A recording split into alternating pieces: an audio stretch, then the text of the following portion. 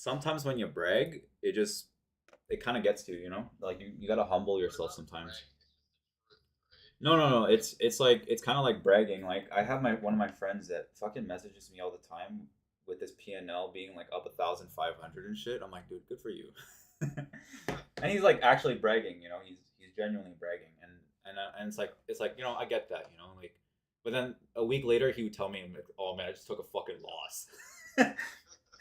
You know what I mean? Like, so, trust me. Like, sometimes when you brag, it humbles the shit out of you.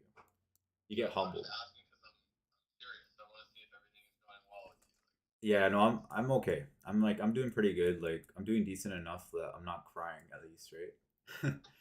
Yeah. I don't want to fucking cry about this shit. That's why I haven't like and it's true though. Every time I do mention my P&L, I do bad on the next day because it's like I wasn't I had it like my ego was there, you know what I mean? And I don't want to have an ego when I trade. How are you gonna be a streamer then? Hmm. No, no, on the streams and everything, I don't brag on stream. I just trade however I like to trade, right? But I don't specify be like, yeah, man, I'm up like $1 million or you know what I mean? Like, oh, look at that, you know, I'm up 3 grand. Like, oh, you don't know what you're doing or some shit. Like, you know what I mean? Like that's what bragging is. Like people do that. Like fucking Patrick, for example, but Patrick's different. You know, but I have like another person that I know. His name is like Travis or whatever, the same guy I was telling you before. That guy sometimes will brag all the time, and then literally like a week later he gets humbled. Like he loses like 4 grand. I'm like, which is why like I don't brag, man, because you never know, right? Like someone's gonna come in, they're gonna see you bragging, and then when you take a big loss, then they're gonna laugh at you, right? That's why it's not about bragging. It's just like this is a fact. This is what I did today, and Yeah, I'm just being fully transparent. yeah. I just want to be chill though, for real. Like I don't want to. Yeah, I'm Dude, never gonna like, and my fiance always tells me sometimes you want it so bad, but you know, fucking God doesn't give it to you, right? Here's the open here. I like that candle here. A little bounce, a little bouncy bounce.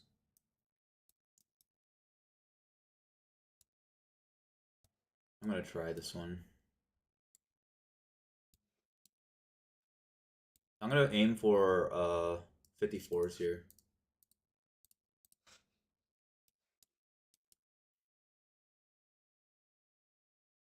That one was like a retest of the trend line and it bounced like almost immediately. So I'm in a long position at the moment and hopefully it doesn't reject the 13 moving average. That could be like the lowest print that they have here as well. So and I'm aiming for potentially 54s. I want to say 54.20 54 is here. Um, yeah, I think 40s or 54s, I'd say.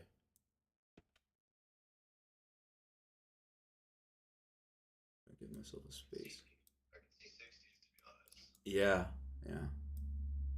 That's only 50 points from here. Like that's nothing. I'm gonna let it. Nasdaq is I'm gonna squeezed let at it 50 run points. here. I'm gonna let it run. My stop loss right now is 190, bro. Yeah, Mine is 202. 202. 190 is probably better. Yeah. Right now we're clearly on the upside. We broke out just before like the open. We just came down, retested a trend line, and now we're bouncing. And the only source of like high liquidity, like the highest liquidity available, is around the 40s. So I think we move to the 40s first, sweep somewhere around 50s, and then come back down. That's like Okay, ideal in my opinion. fuck. I thought that was the open. No, that wasn't the open. Fuck me, bro.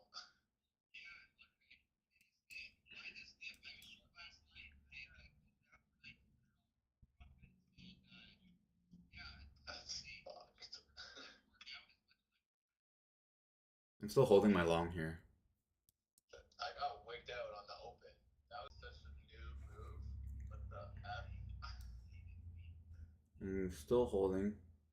I'm gonna see how it reacts here first.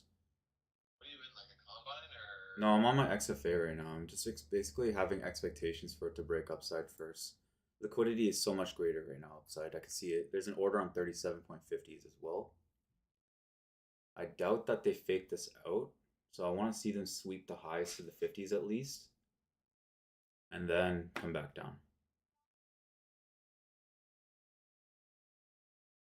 See, the buyers are kind of winning here. All right, and now sellers are definitely diving.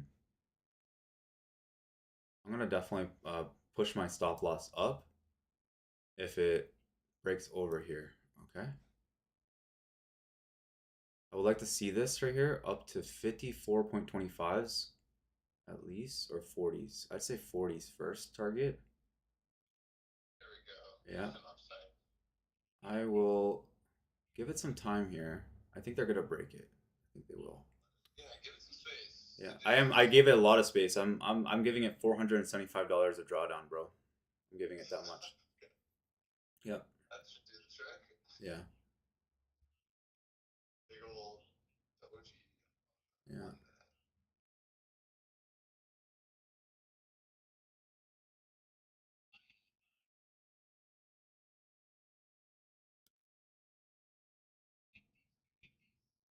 I want to see it. Dakota's with you. I know because there's an order there, but they look like they're really trying to shove it down here. I think I'm gonna get out. Maybe I'm out. I took it out. Yeah. I'll jump back in if it starts coming back up here, but I think I'm not gonna let it fall that much.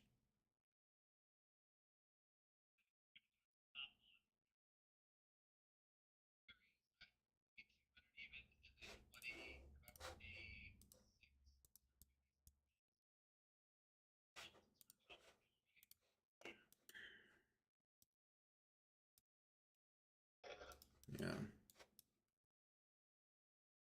Keep on selling.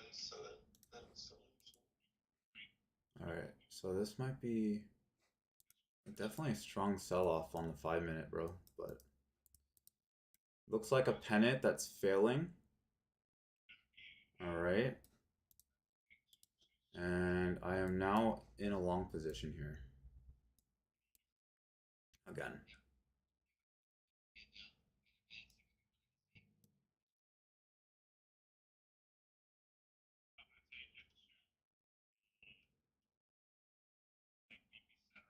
I got stopped out. Yeah, I took an L. Yeah. All right, I'm not taking longs now. I'm done with that. Don't get discouraged. Yeah, no, I'm not. I'm not. It's just I'm not gonna take more longs here.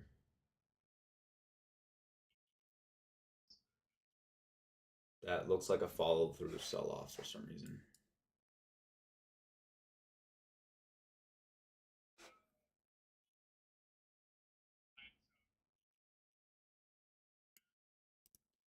Okay.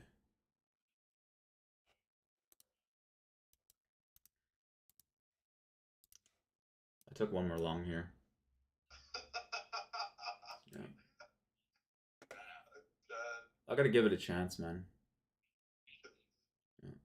If I take a third loss here, then yeah.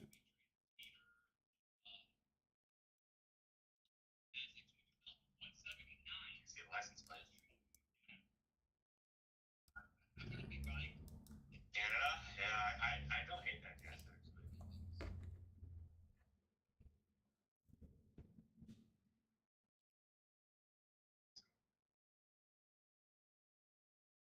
Alright, I gotta chill. Yeah.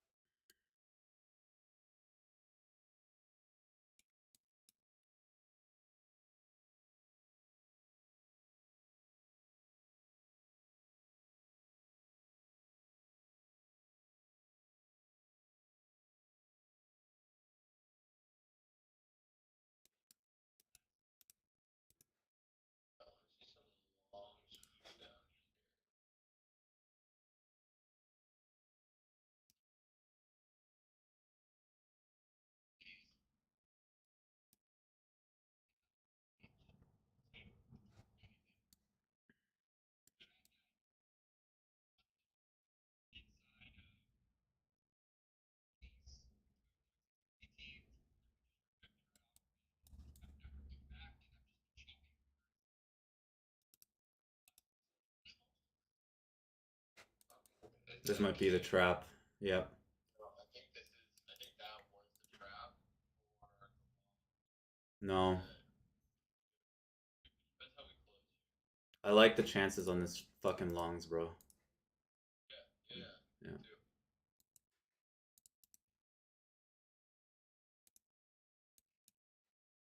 Yeah. I'm just trailing right now.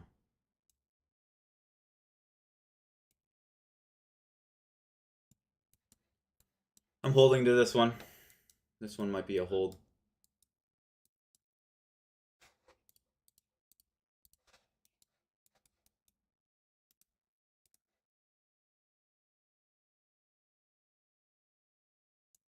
An exaggerated fucking sell off, man. First thing on the open, and then basically trapping the shit out of every single player here. Yep. So we didn't get. We didn't get a confirmation yet. But this candle could be it. Yeah. This one needs to break over here, bro. This one genuinely needs to break over. We need to close above that. Yeah. Yeah, that's exactly right. We have to close above that. And nope.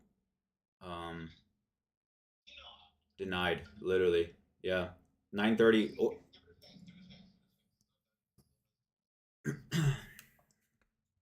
Took a couple chops to be honest with you, but right now I'm down $200. That's it. I'm down $60 in the XSA. Yeah. I'm down $900 in the combine.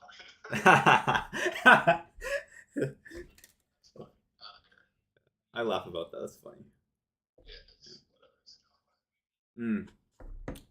Really looking like a retest of open for the sell off, but let's see how this candle right here. Oh, buddy, like it's a fucking trap, no? Still like it. Is that trades by Matt? Yeah. What's he doing? Nothing. He just starts trading after 15 minutes. All right, bro. Another rejection of the gap from 9 o'clock, and I'm still not convinced that the sellers have the juice here to push it lower. yeah, you know that they retested the 45-minute gap at 172s like almost perfectly. Yeah. Yeah. Yeah, I saw that. Yeah.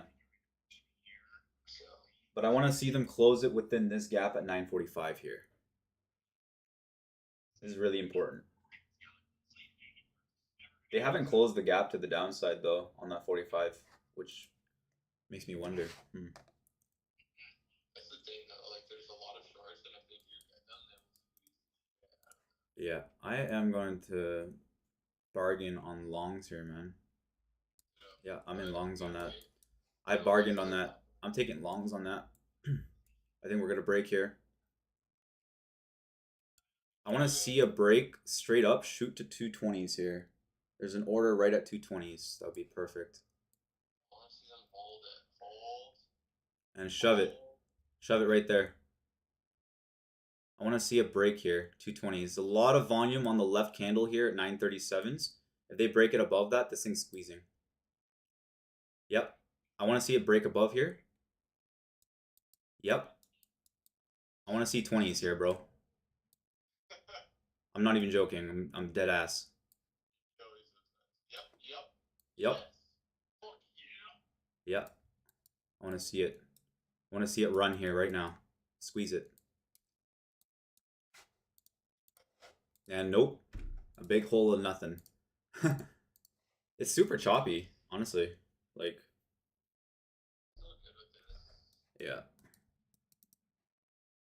You have 4 minutes for that 15-minute candle to print, and it will have a big wick to the downside that touched into that gap, which I really like for a bullish reversal. Okay, I gotta call you back, okay? Alright, talk to you.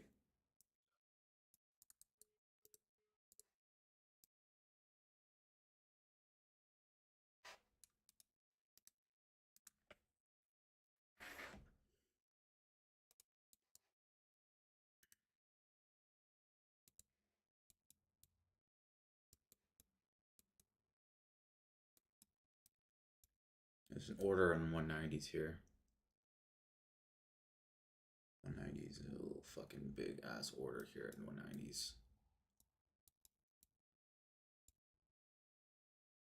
Little crack of the outside. I'm gonna see in 4 minutes here. That closed in 4 minutes. To be just perfect, not within the gap, but above it. I think that's a pullback right there.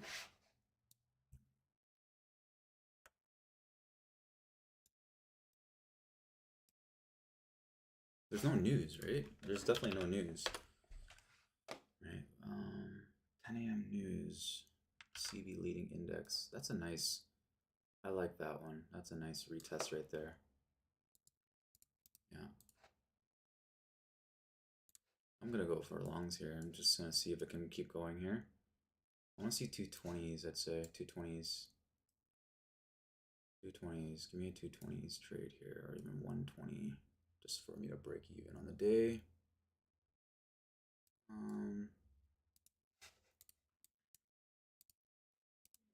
How many trades have I taken? I've taken 8 trades already, and I'm at 32.40 on the day. I'm contemplating. I should have kept that long. Fuck, eh? Shit. Damn.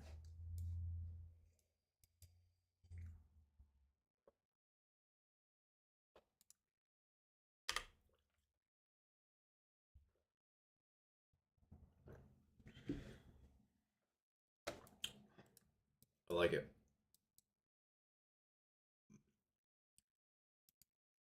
I want to see a pullback here. One more pullback. Good morning, Elsie. How are you? I took some big hits this morning, bro. Holy shit. $780, man. Down. Made it back. So kind of working on it slowly here. Taking some scalps in and out, you know. How's your morning so far? You got your morning coffee? Good old morning coffee.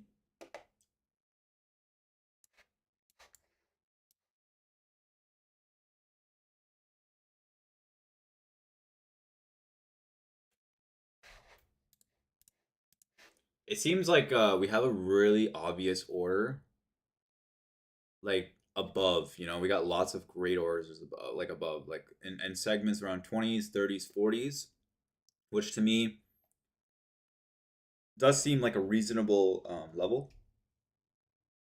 Oh, I don't like this one. That pullback here.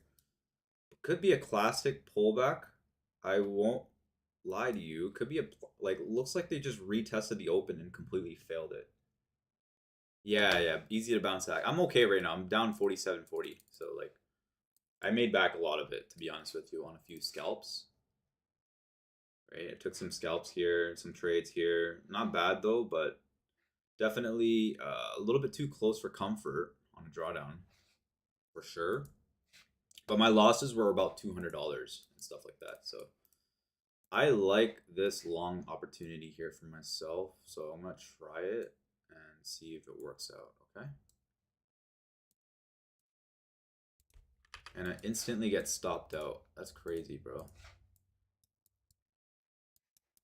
I think sellers are strong on that candle, so I'm gonna stick with it now. See if I can get a washout here into 22 120s maybe. Let's see it. That was a really strong candle.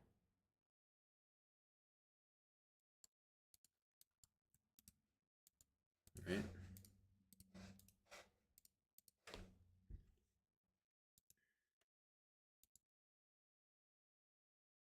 Yeah, looks like this fair value gap is in play now.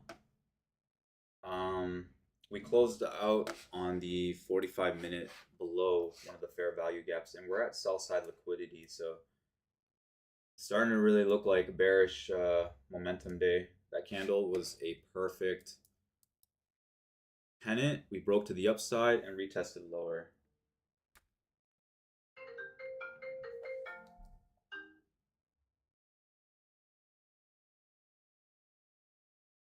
Who's this? I don't know who the hell's calling.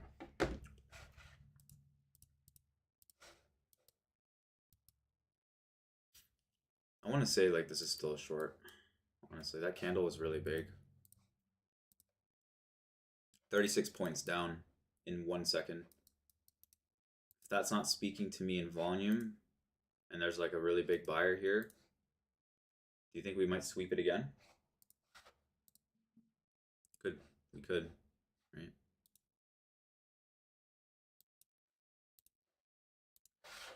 That's a lot of volume.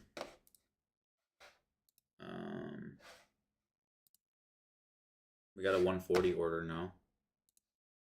That to me speaks volume, so I would say 140s maybe here. I'm gonna try it here. Below this candle maybe. I want to see it. 140s at least.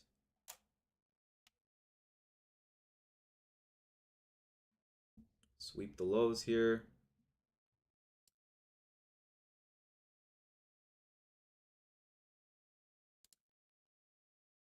Yeah. That inverse fair value gap got respected on 45-minute chart. 45-minute chart, you see it, right? It looks like a perfect rejection now. So 140's hit. I should have had my order there actually. That would have been 250 bucks.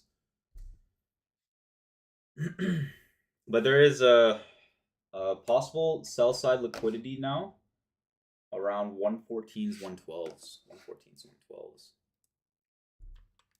Damn, bro. What a rough morning. I don't know, like it makes me kind of feel a little a little sketchy today. Like I'm not lying, it was a little sketchy today. That like I took a nice long position though, at least, right? Typically like we get a double bottom before another push higher, but this one just washed right through.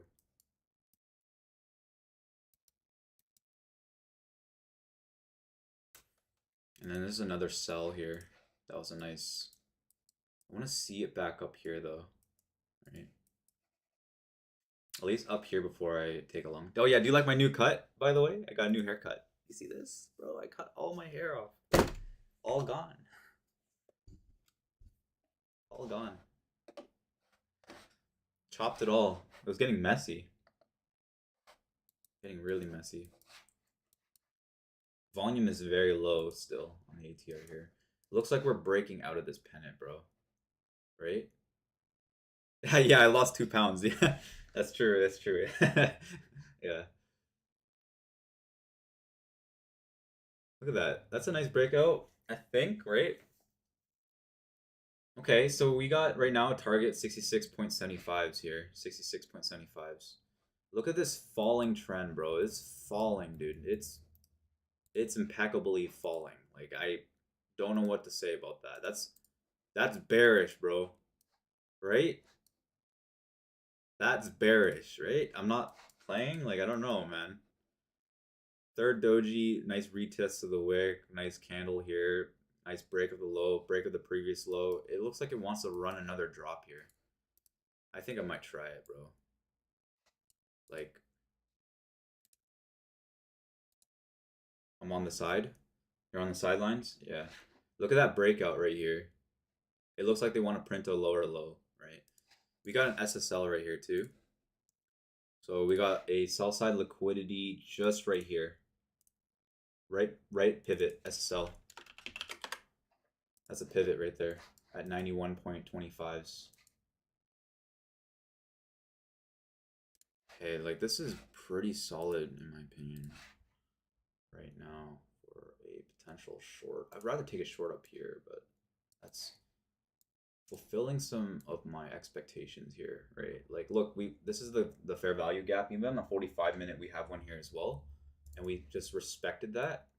And the only SSL that we have is either this level, which is not. These are two levels that are not sell side liquidities because there's no consolidation.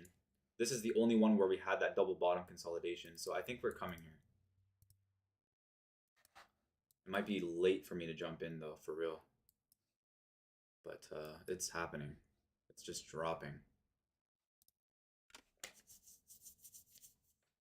It's just dropping, bro. It's just dropping like a fly here.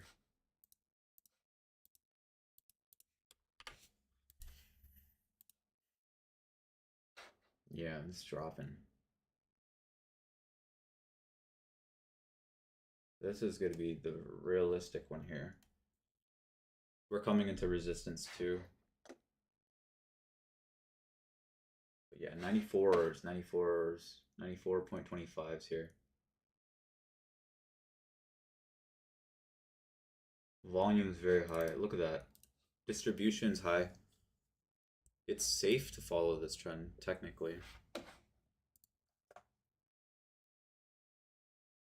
Damn, it's a falling trend, man. Jesus.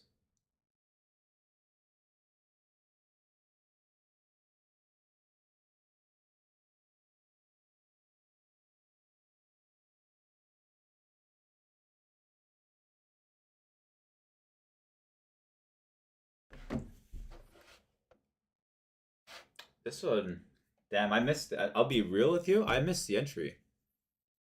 I missed the entry. I missed the entry. I missed it really hard, to be honest with you. It's the same shit, man. You want to see what happened? Like, I'll show you. It's the same thing. It's the same thing. Look at this. Bro, look at this.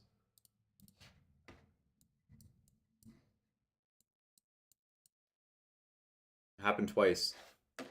In fact, we had one right here. Right? Fair value gap. And then there was another fair value gap right here.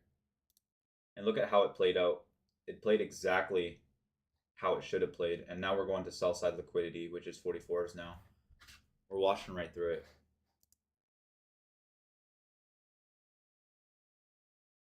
Yep.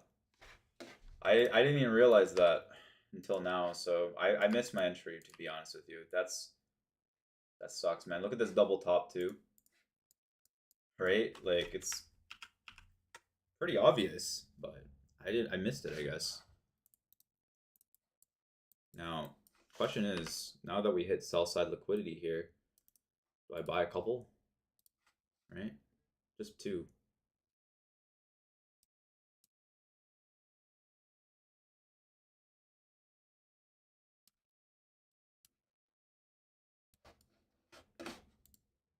Yeah.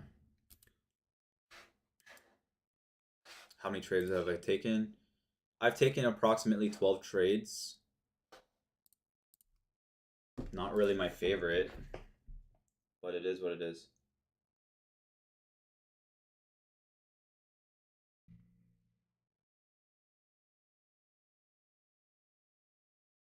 Dumped hard. What the fuck happened? What the hell's... Hey, yo, Adobe's okay. Adobe's alive. Adobe's alive, apparently. Yeah, I've taken 12 trades so far. 12 trades. What the fuck is wrong with Adobe? Adobe's still...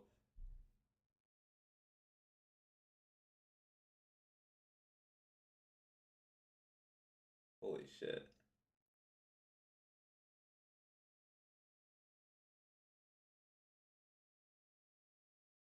That's a crazy dump.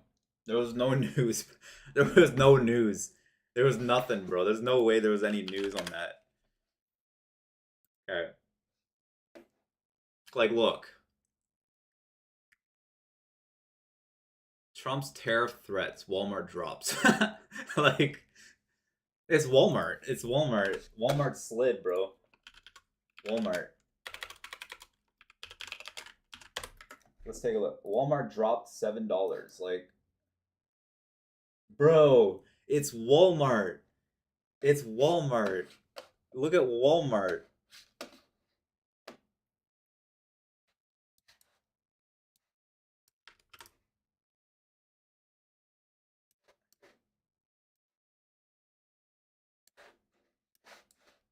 It's Walmart.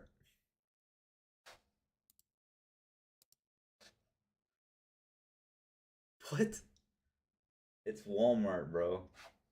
That's crazy, dude. What the fuck?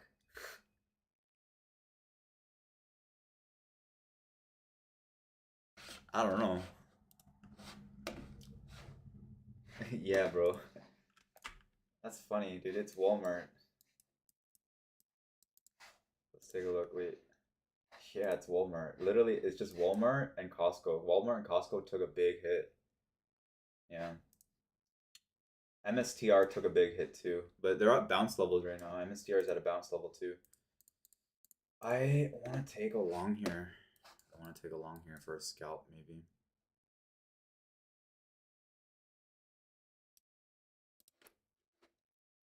I think we're at a good level here. This right here is also a very nice key level for a bounce. But you know, don't buy the dip. That's definitely how I'm feeling.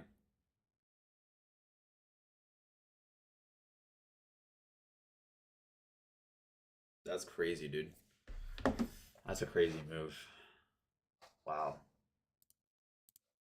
Wow.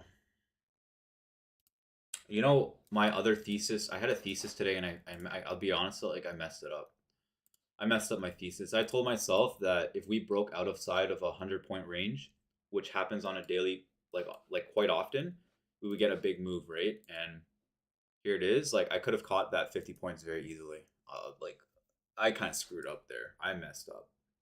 I messed up. I actually messed up. Debated the shit out of these short sellers up here. Those are really big of short sellers up there too, and yeah, on the side I'll make coffee or something. Yeah, exactly. But I'm not gonna chase this trend, bro. I'm not chasing this trend. I'm not gonna chase it on the long side. I'm not gonna chase it on the short side. I'm not gonna try to buy the dip until we get to fundamental breakout levels, which were right here. This is a very fundamental breakout level, and this is a very strong key pivot. I'm gonna wait until they push it back to 900 for me to consider going long for dip buy opportunities. If not, this is going all the way, man. This is going to hell. Yeah, like 20 minutes, don't even do it. You know, like there's nothing here. Big old nothing. It could drop 700 points today, right? Back to 500s.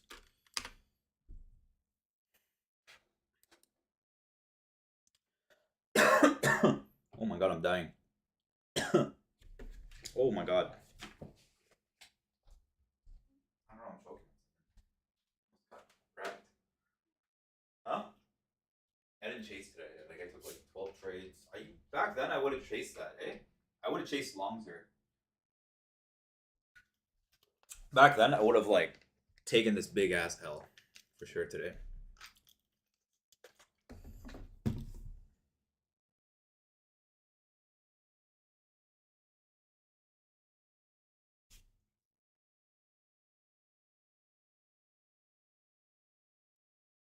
Called Jomo.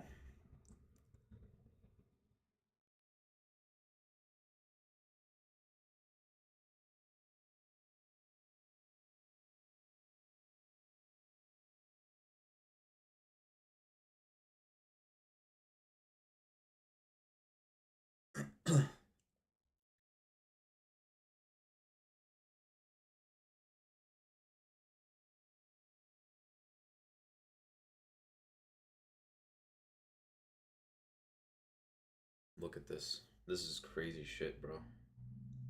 That's crazy to me.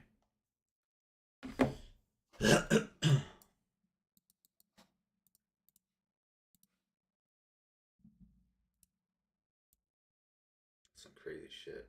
I don't even know what to say. What? Like, look at this shit, babe. I know, right? Like, stupid. Like, what is that? A couple micros here, maybe. Right? A couple micros. Yeah, I'll do a couple micros.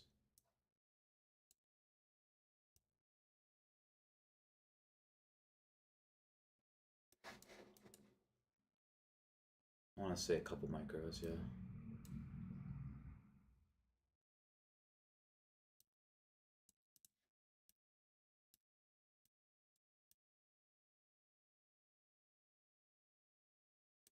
Wow. It just keeps falling like a brick.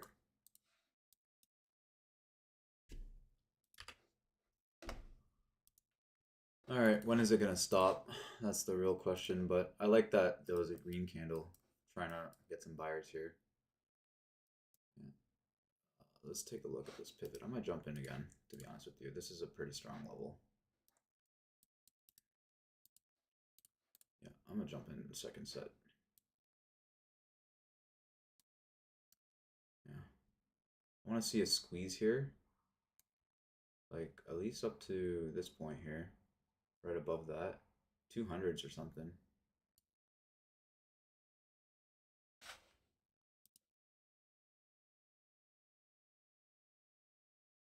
200s.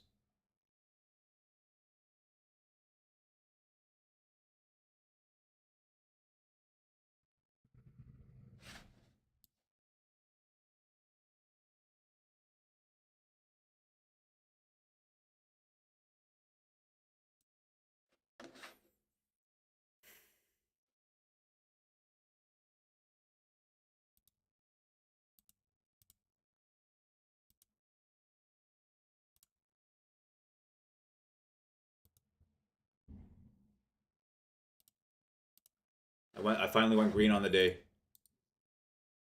What the fuck is this? Hello?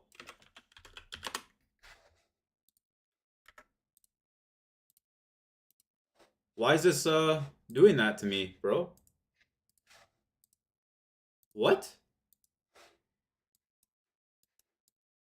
Nah, dude. What the fuck was that?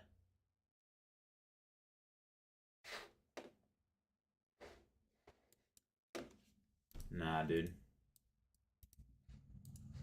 I ain't counting my blessings for that. That's a load of shit. That's funny.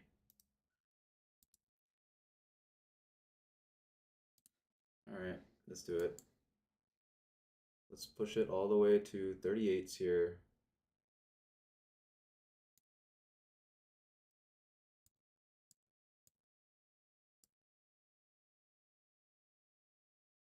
Come on.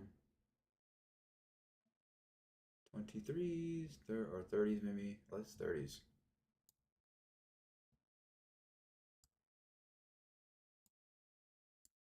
There we go. Alright, finally green on the day. Bing chillin', bro. But I don't know what happened there with my copy trading. Like, it just went to shit. The fuck was that? The hell happened to my copy trading, man?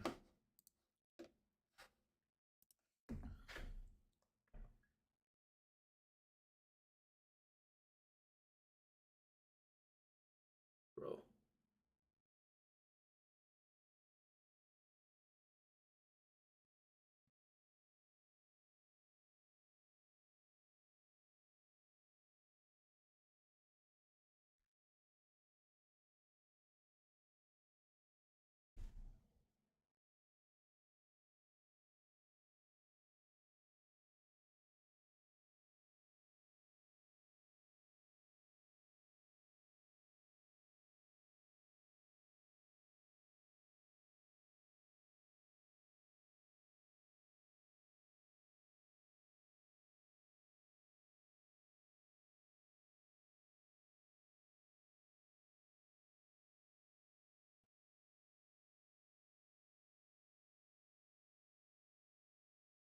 It's just fucking crazy, man.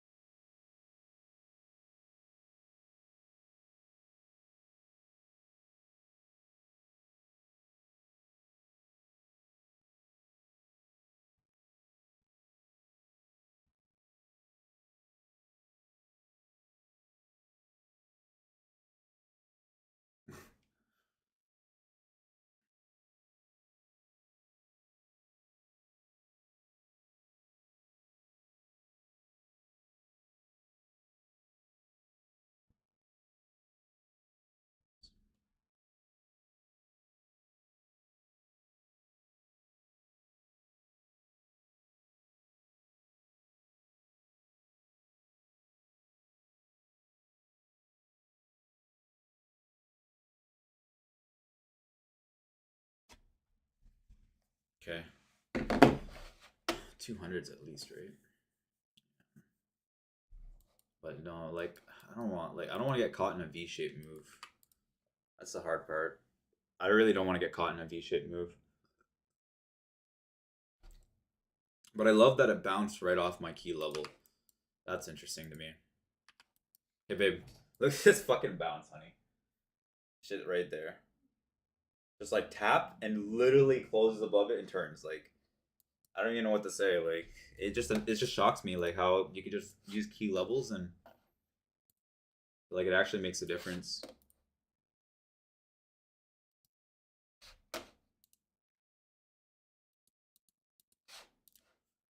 Hmm. See, that's a fair value gap again, but it could be a retest here. I think buyers come back anyways, right? Kind of interesting how to me how they kind of bounced off of like something so stupid, right? This is the breakout level. This right here is another key level at 900. So there's an order down here too, 900s worth of interest, let's say. It's like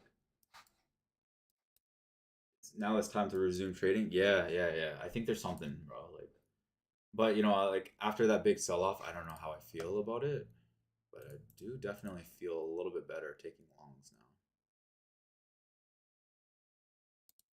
Let me take a look at the order book too. It looks like all of the liquidity to the upside cleared out. Really kind of weird to be honest with you. Like, look at this. Look how there's no orders here, right? On the right hand. Very thin. In fact, there's more orders on 950s here, but it's very thin. It's very like wide on the liquidity here. Kind of want it to slow down a tiny bit more because I don't want to like jump in longs in this dip and just only make 200 bucks when I don't know the clear direction of the market. You know, it's just I want to make more than that. So I'm gonna wait for it to double bottom here, at least 960s, and I want to see if it holds this support, and if it creates a double bottom of some sort or shows potential buying candles, like I want to see these green setups. I'm gonna jump in. I'm gonna try. There is a level at 900s just down here too. So this is the lowest price of the candle wick, and this one right here is the breakout level. But realistically, like this is kind of more active in my opinion, right? 900s is much more active as a key level than anything else. So um, I don't know how much I would trust this. We got 5 more minutes here for this candle to close.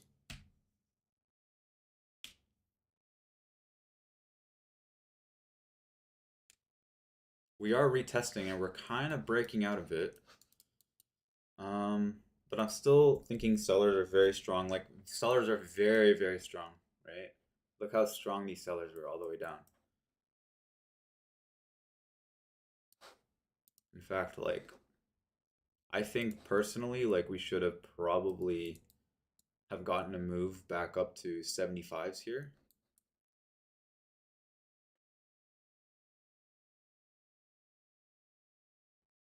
No, 95s to 5s, about 20 points. But I want to see a nice dip here and a potential rip. All right, I like that close. We are retesting this one here though.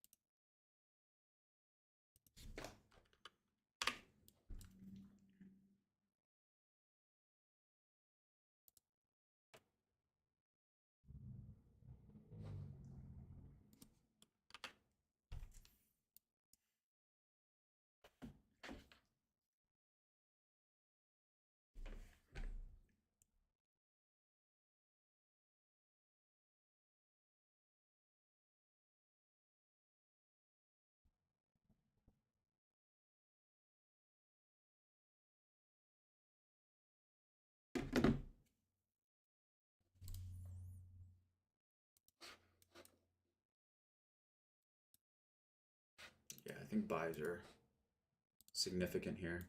I like my chances. I'm gonna try it. $300 if I can.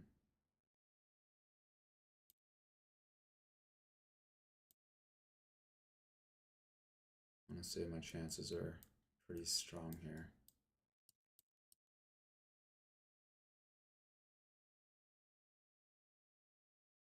Chances are very high here. I want to see a 25-point push up here. I want to see it push higher than this key level here. At least 255s, man. Come on, give me $200 on the day and I'm good. All right. Not $200, unfortunately. But definitely bouncing off this key level here, right? I like that. Fuck, eh? I think I got out early. Shit. Shit. Bro, no, not again. Nah, dude. I always, man. Always, dude. Shit, bro. Damn it, bro. Always do that to myself. That's crazy, man. It's crazy to me. That's always like a redundant thing for me. Like I just don't hold it long enough, man. I just don't. But that's okay, you know. I'm scared. That's all there. That's normal, right? But man, I'm such a pussy, dude. I'm a fucking pussy, bro. I can't do this. Why? Why can I not hold that? That was such a good long entry too. Fuck, man. Like at least right here, 73s, I'd say. Like just right here. A little bit of resistance at that price too. But if we crack over that, it's gonna retest up to 71.50s. I'd say. Yeah. Ouch, bro. That's an ouch to me. Like I jumped out way too fast. You saw that, right? That's an ouch, bro. That's a big L. I just don't I hate it when like the momentum doesn't like look, I'm so used to momentum going like 1 to 0, like 1 to 100 really quickly, bro. Like really fast. Like I'm expecting it to bounce hard, you know, but I mean like that is a pretty strong bounce. It's $400. But it's like for some reason when I'm trading Top Step, I feel like I'm not getting like I'm just not getting that instant money. Like you know what I mean? Like if it starts going down, it's like I'm losing money really quickly. But if it starts going up, it's like I'm making money very slowly. Like I don't know why. You know? It's just that's weird to me, right? There's something wrong with it. I find that so weird to me.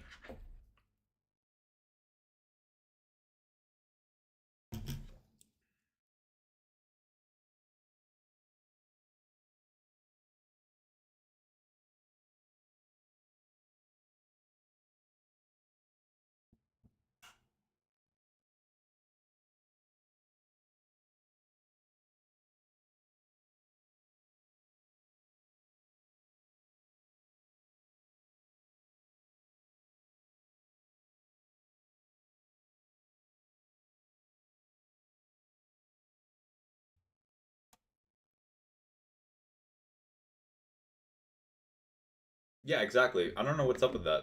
Losing money is so much quicker on like the platform, and I don't know if it's because like the bid and the ask spread is much wider, and it automatically shows you more red than green.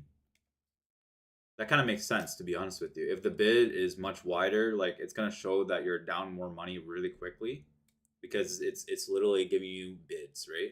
When the price is going higher, it's gonna automatically show you the price for a bid, not for an ask. So it does make sense, right? Which I hate that though, you know, like it's like why can't you guys do that the other way? Like, you know, if I'm like going for like if I get into a position, you guys shouldn't show me the bid spread, right? You should show me the mid spread, like the mid value, right? But no, they show you the bid. And then if I'm in a winning trade, you guys should show me the mid price, not the bid price. Like, you know what I mean? It just doesn't make sense to me, like how the whole concept is in trading, right? Like if you take a short position, it's like you're also given the ask price. It's just weird, man. I don't know. I hate the buy and the sell concept, and it's a one way street, right? You're always going to be it's always going to be showing bids, which I hate. Yeah, but it looks like 73's hit, man. That would have been a great trade. Um, really messed up that one, honestly. I really messed up that one. That was a perfect entry condition for me. I jumped in at a very great level, and I just was too chicken to hold it, apparently. So, personally, that's my bad. That is definitely my bad.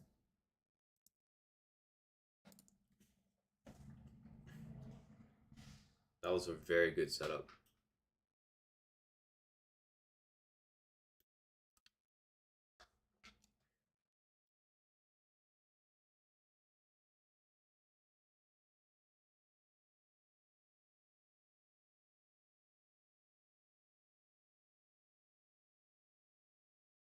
It is coming close to 11 o'clock, too, so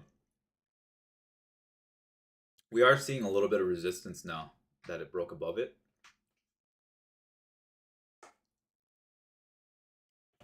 Buying volume's very weak as well. It might be just short sellers covering, and then they might jump back in here.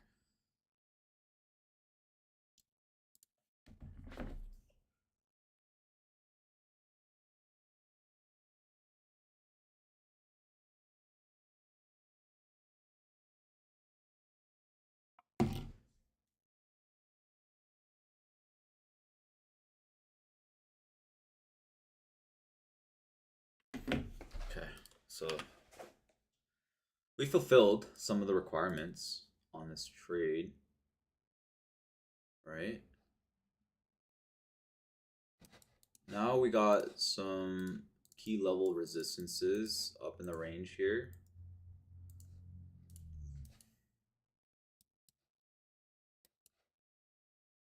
I mean, like, what's the likelihood of this coming back up here? Low, right? A lot of gaps. A lot of gaps to play.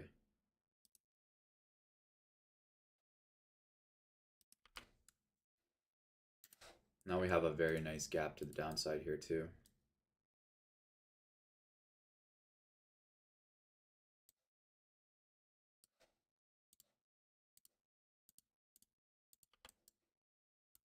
It's more, this is a little bit of confluence here, but I think, yeah, I think this is kind of swinging back up to some of these plays here.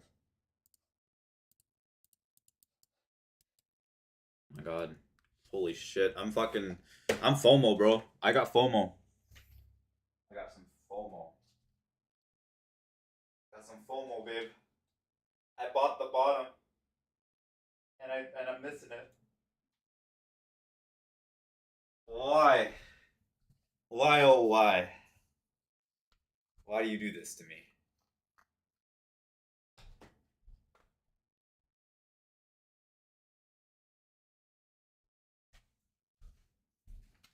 Yeah, I got some FOMO, bro. Some serious FOMO right now.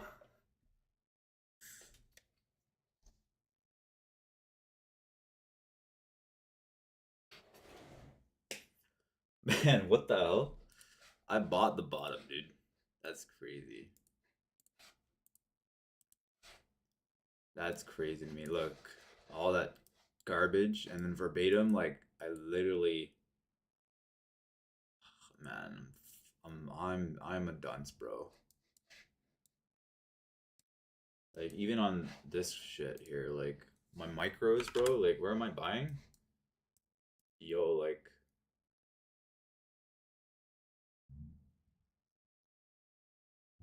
what is that? Why do I have a profit target here? What? All right.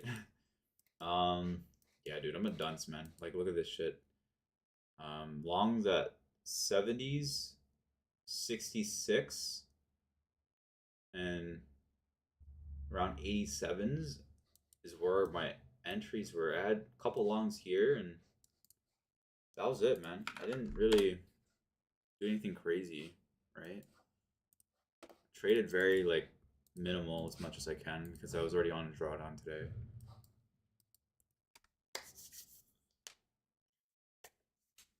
Question is am I okay with $180 today? I might be. I might be okay with that. I might actually be okay with that. I did start with the drawdown on the day, and I don't know whether I want to risk more drawdown. Okay, so yeah.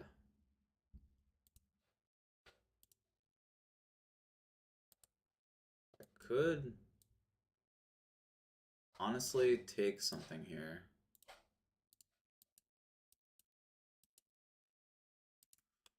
It's coming back in the range, so sellers are still in the levels here. 70s to 40s. Yeah, we got three dojis here. Might be late. Could be a little late. This one was actually the entry. This one I made another mistake here. This was the entry here for that fair value gap. And we're retesting this one now. We just closed below it. That means we're gonna wash out here for the support. This is the only support is right here at 48s. Okay, so we're gonna come back to retest this maybe. And then potentially continue lower. Well, let's say like here. That's where my stop loss would be. What would the market makers do, right? What would they do? What do they do? They would probably try to run the highs here.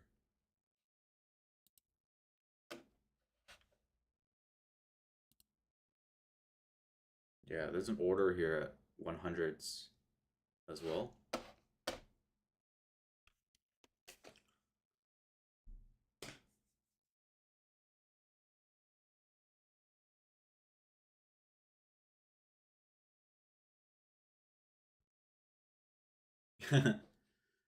Hey, I need another coffee. Yeah, I need a second one.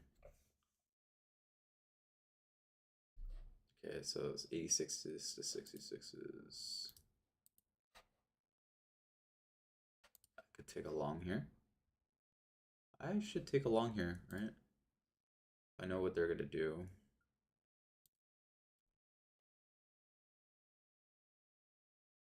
But I don't know what they're gonna do.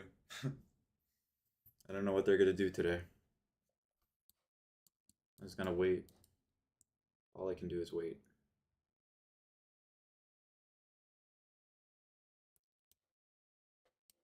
Look at that decreasing volume here.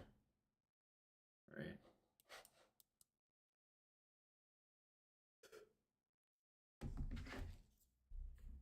It's cold.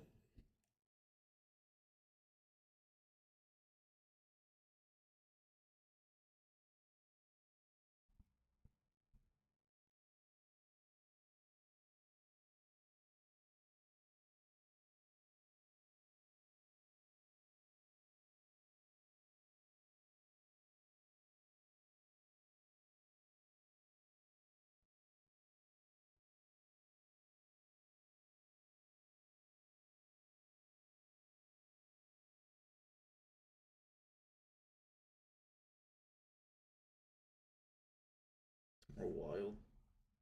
That's a wild move, right? My friend passed another combine. Or no, did he pass a combine? He didn't pass a combine. Half passed a combine. Yeah, half passed a combine on this move here from down here. He held it all the way up. Interesting. Ow.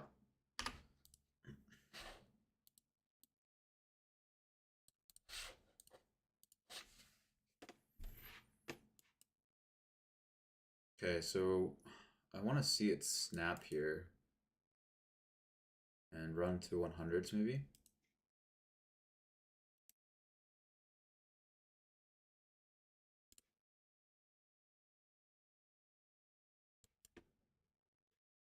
It snapped.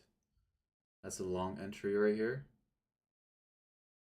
88s to 92s. 98s. Maybe.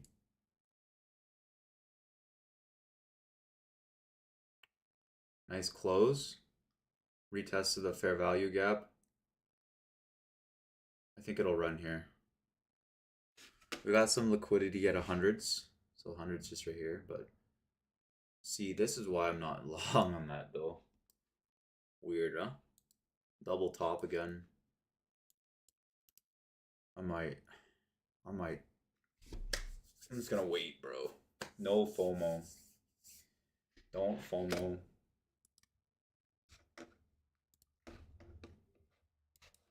Look at that 45-minute candle though. That's crazy. Wow. Like, that's a crazy pump on the 45-minute. Look at this. 45-minute.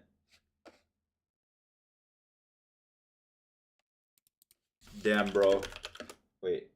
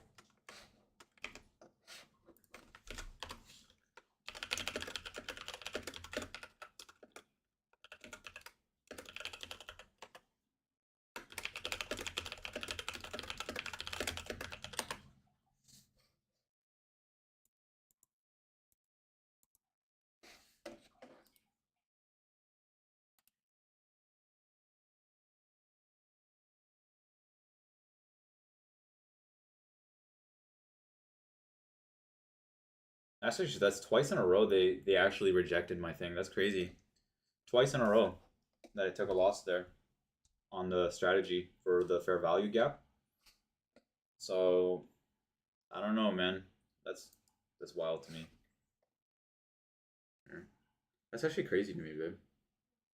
The strategy that I had, right? It has a 74% win rate, but it failed twice.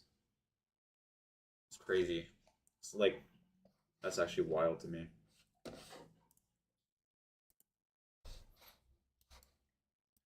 But it worked to like a couple times beforehand too. So right now it's like 50-50, but I don't know that I actually know why it failed though. It failed because they already swept the buy side liquidity. That's what they did. Yeah, you know what? There was a reason why it failed. There was a fucking reason. Like the reason was very transparent in the larger time frame. So yeah, they already swept the liquidity. That's why, right? Yeah, this is me being naive, I guess.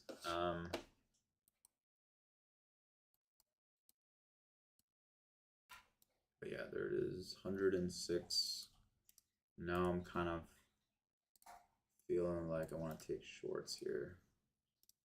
Now that we swept the move here a little bit.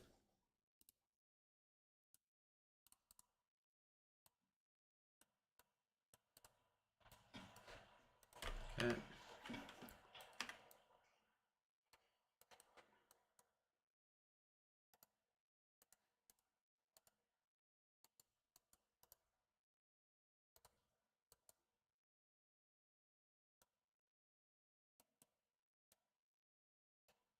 They wouldn't do that, would they?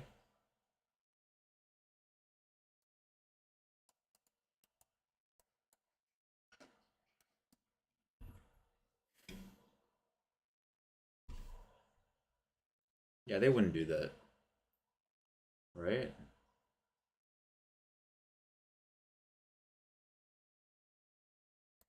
This looks like a good VWAP retest for me. I want to take it. I want to take this really bad. I am going to take the 2. I'm taking that just to try it 2 out here. And I could be wrong, but I'm gonna scale in, actually. This is definitely a resistance of some sort here. So I want to say, let's say like $22, really. I do, yeah. VWAP's very clean for me, and I could be wrong, honestly, on this trade, but I think my likelihood of this trade working out is pretty high that they swept it. Kind of expecting a pullback here. His candle to turn red at least. Yeah. Might be premature to be honest with you, but it is what it is.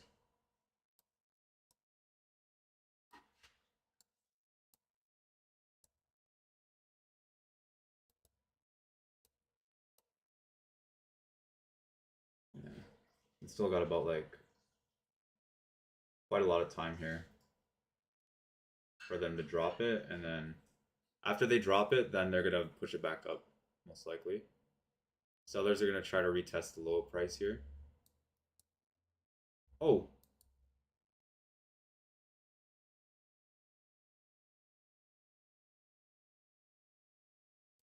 come on, sweep it. No, I just put it. It's just a little bit, man. I just need my $200 for the day. Damn it. Okay, wait. Am I gonna try again? Yeah, you know what? I could do it. Yeah, you know what? Let's do it. Let's sweep it. Come on. Just need a little bit of money for the day. Come on. You chickens. I like the flip here. I need $12, bro. I just need $12. That's it. $14 or something. There we go. All right, so that's yo, that's it for me today, man. That's it, dude. That's all. My $200 for the day. I literally struggled my ass off, but yeah, this is gonna fade. This is gonna fade. Something here, like we might get like a fade under here, 53s, 50 somethings, and then maybe come back up. But we got a gap right here too, so I think we could come back to the gap and then try to fill the VWAP here. But you can see like they retested they broke it out on purpose. You see, like what would market makers want to do? They'll probably want to break it out, take one last run on it, and then push it down as much as they can. Right? Sellers are very strong today, so it's just it makes sense to fade double tops here. And they played this trend right here yesterday too, where they did that shit. They even did it over here, right? They did overnight. Um, they swept it once here, right? They did it again here on a larger move. And then yesterday was the same thing where they did the same shit. They swept the higher highs, and then made another lower low. So this is like the reason why I took that short, but honestly, I'm just like pretty chicken, you know? Pretty damn chicken. See, they just swept it, and now we just swept the lower low. So the question is, do they bounce here? They might. A little quick bounce here, right? And then push it lower. Sweep that. A little bounce here, and then underneath here, and then maybe do a low bounce here. Yeah, I think we could come back down here. So see what they did there? That's very typical, man. They've been doing that for like this past week. Past weeks has been like that. Very, very often.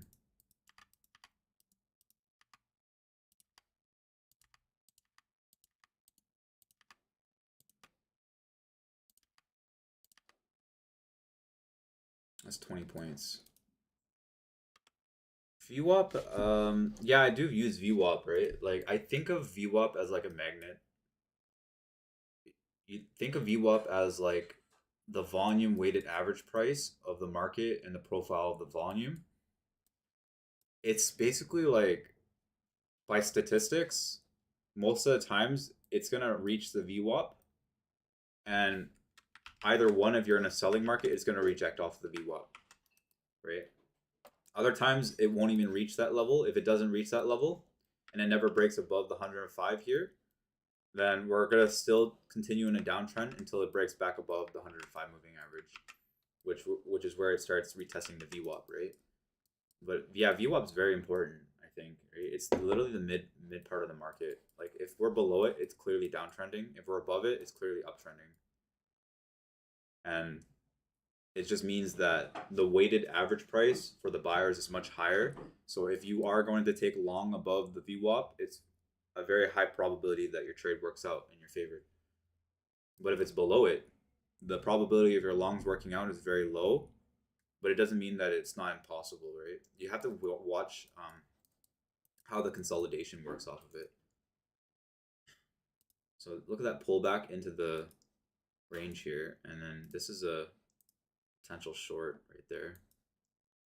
Just right here in this area. This is a short in this range here. Right? I got my second coffee. Scolding, bro. See that? I made coffee without even moving from my seat. Solid, right? I didn't even do anything. Magic, bro.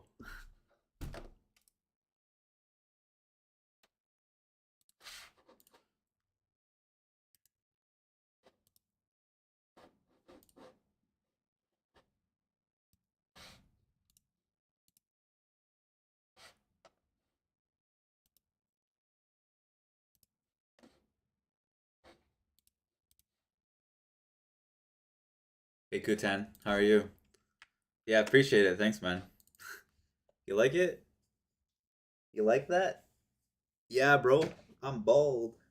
I'm pretty sure, like my family are all bald, man. Like every part of my family, like all the Vietnamese, man. Like they got like my dad, my uncles, like all my uncles, they don't have a like you can see my hairline's receding. I'm screwed, man. I'm gonna be bald when I'm like in my 50s. So I just cut my hair to get used to the fact that it's gonna happen soon. I just cut it all off and just like, all right, I'm accepting it. You should have seen it. Like my family had the biggest flow, bro.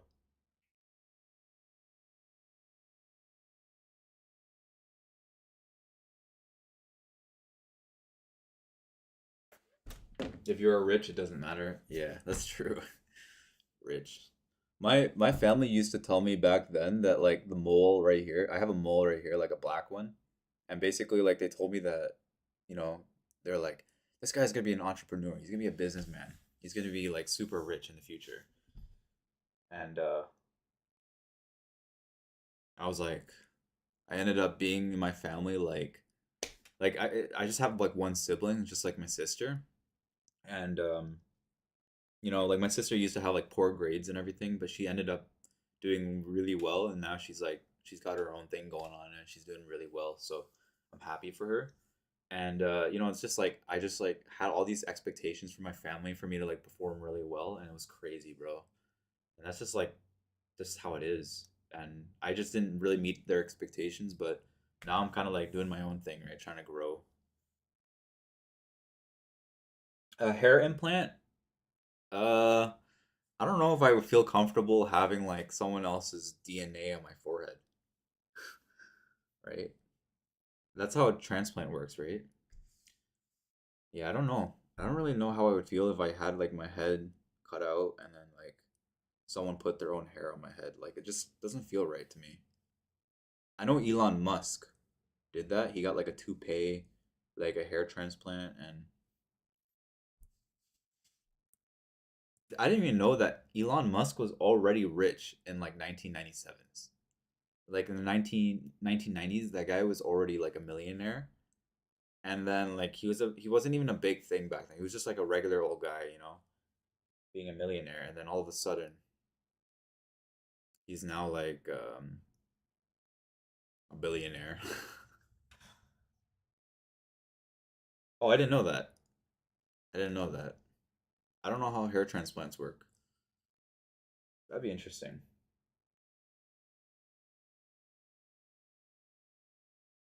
Oh, and does like my hair grow back or something in those certain areas, or I don't know. I think it costs a lot of money too, though. No, like you'd have to have like maybe like 20 to 40 thousand dollars for a hair transplant. What am I wrong? Or yo, but like the back of my head's pretty nice. Like you look at it, right? Like I got a pretty good hairline on the backside. Like I can grow a mullet.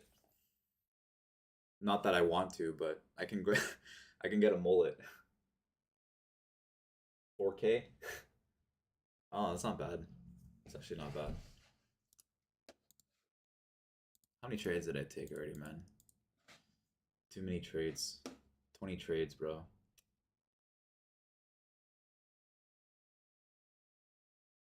I don't know. Too many trades, maybe? I probably could take one account off here and try to trade the other one. So I am going to lock out this one and see what I can do with the other one for a little bit. Yeah. I locked out my other account because I don't want to give it some damage.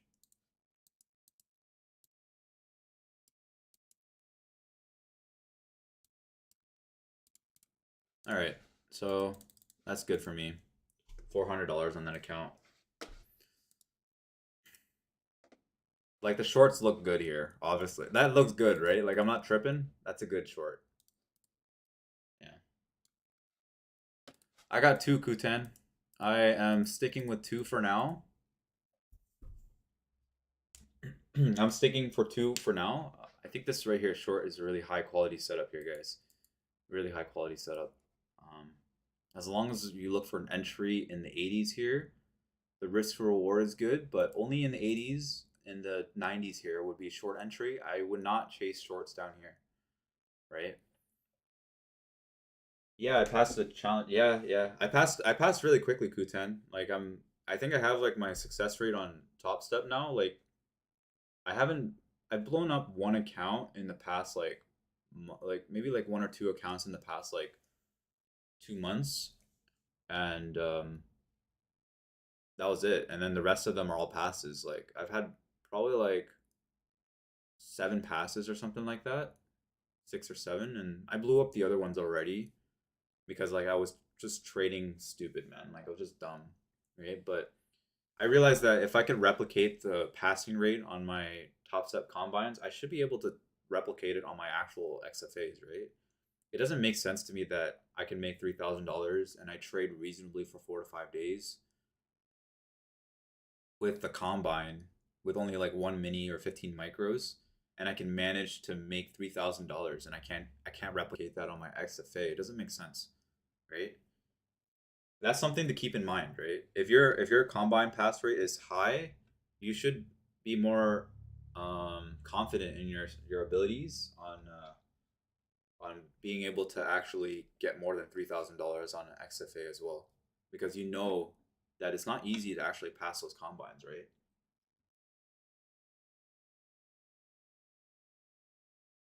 Yeah, it's hard even if it's your own funds, and the XFA gives me that ability to like open my mind a little bit, right? With that. And yeah, like but I treat my combine like here, like so another strategy that worked for me when I passed those accounts is that I treated my combine like it's an actual account, like it has value, right? That account genuinely has value. It's $49. It's quite a lot. 49 US dollars. It's quite a lot. So if you treat your combine the same as how you would treat your personal account, but you give it more leniency, it kind of like helps you understand like whether your trading actually makes sense or not. Yeah, it's expensive, bro. $72 is a lot. One account, if you blow that up, you just the fuck. It's like yo, like minimum wage is 2,700 um monthly after taxes, right? Then you just blew up $70, and then you buy another one, you blow up 140. You just went through like literally 1/20th of your account in one sitting. And you spent 8 hours working. That's the crazy part. You see that, guys? That pullback was clean, right? Right there. And that is where we're bouncing now. It should bounce here a little bit. Maybe retest, flush under, whatever it is. A little bounce, bouncy bounce. Come up. And then maybe potentially neckline trade. Either neckline trade here, and then we get a sweep here. This would be the most economical trade, by the way. This is the most efficient trade. Most efficient trade would be taking shorts up there. Not here. Have you started trading your combine yet, Kutan? Or are you still working on it? Like, what are you at right now?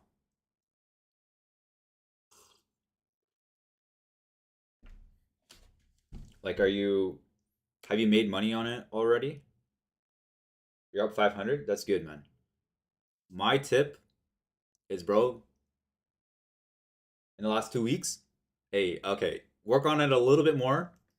But yeah, so in what, like one day, $500 in one day, or okay, yeah. So my tip is to really don't be that guy where you just want to like aim for $1,500 and try to be like done with it quickly. Just know it can take up 5 to 10 days.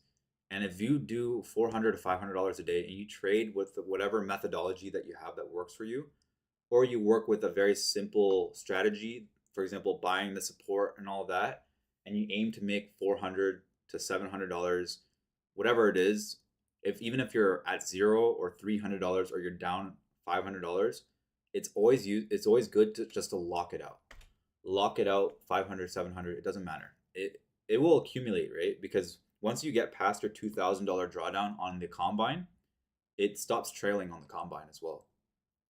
It'll stop trailing on the combine. So when you're at 2,500, just know that you do have a little bit of cushion, but don't think of the cushion as like, oh, I can afford 2,500, and don't force it either. In fact, when you get closer to like near the end, you actually want to look to size down, because it gets, for some reason, psychologically we want to like rush the process, but it's not that. You just don't rush the process. $100 a day base hits. Hey, try increasing it a little bit more. Honestly, like instead of $100, try like 300.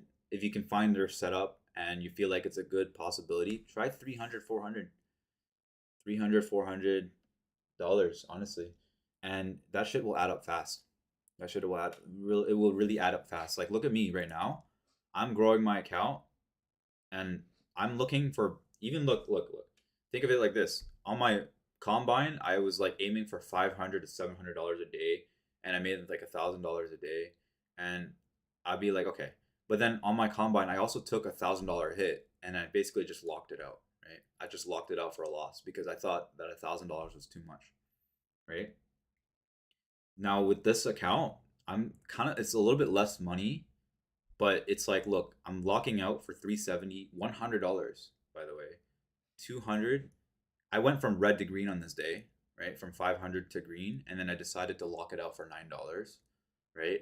This day was pretty good. This day was, it's okay, right? I took too many trades, but just being very aware of like how base hits will add up. They add up. They really do add up. And eventually, like if you keep doing it over and over and over again, and you follow the process, and you know your process is right, then it's gonna work out, right? You just gotta grow it very gradually, very gradually. And a lot of people underestimate that, right? They look to make gold Like they look to make like thousands of dollars, and some people can do that, but I feel like those guys kind of like leverage a lot, and all it takes is one bad loss to really mess with you psychologically, right? So that's why, like, you know, I feel like Dakota, for example, the Coach Dakota guy on Top Step, he takes things very slow and very methodical. And apparently, like when he first started trading, he only used like micros according to the account, which is fine, right? For me, I prefer to use a mini just because that's just how I am, right? And I do use micros from time to time. I do switch between the two, so it's very inconsistent. But yeah, Dakota's very good. You know, like I'll be real with you. I learned a lot of his processes on top of the fair value gaps, right? Like I use fair value gaps as a very great process because it's like I know exactly where the bounces are looking to be and where they're implementing the price action to be. And not all the fair value gaps will um it will not fill, right? Not all the fair value gaps will fill. Then I use bookmap, right?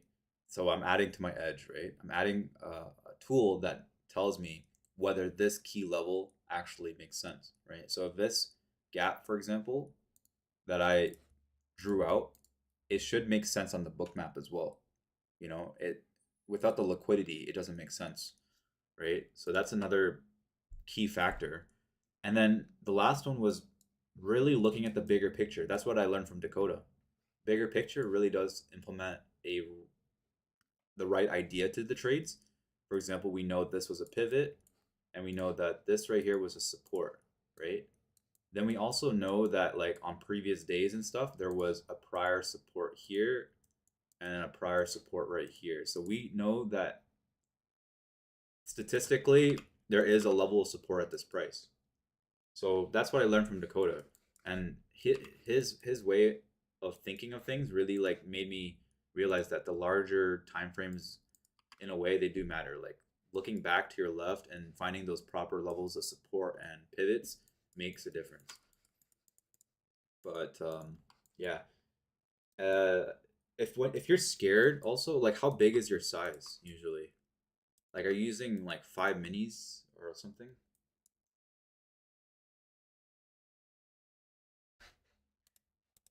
Are you using like how many minis are you using? Just one? Or are you just using micros?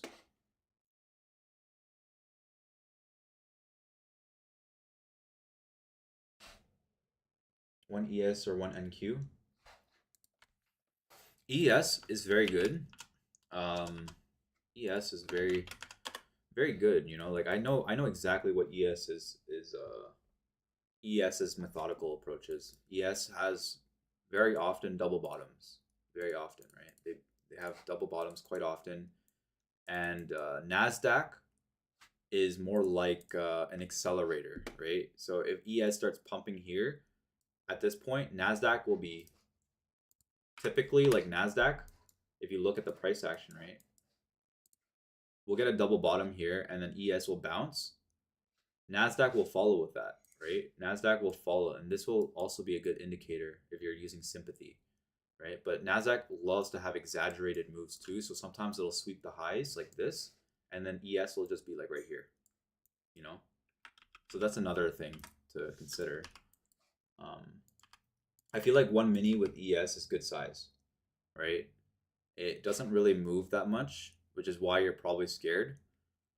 Nasdaq, if you use one mini, it moves very strong, so it's like your profit ratio goes higher very quickly, but ES takes longer. It's just a practice of patience, I think, for you. You could probably look at patience. That's all there is to it. If you feel like your trade direction is wrong and you feel like you're not on the right side, I always also like to do a confirmation practice. So I always like to see um, typically one green candle, a red candle, and then the next one being green, and that's like my confirmation for longs. That's that's usually it, right? Sometimes you get a candy cane pattern where it's green, red, green, and I wait for that. I definitely wait. I wait, man. There's gonna be 4 or 5 candles that are red and green, and I wait for it. I know for a fact that sometimes they'll push it to the point where it's like 4 or 5 candles that are going red and green, and then when it actually encapsulates and I can see the buying pressure, it's gonna start spritzing.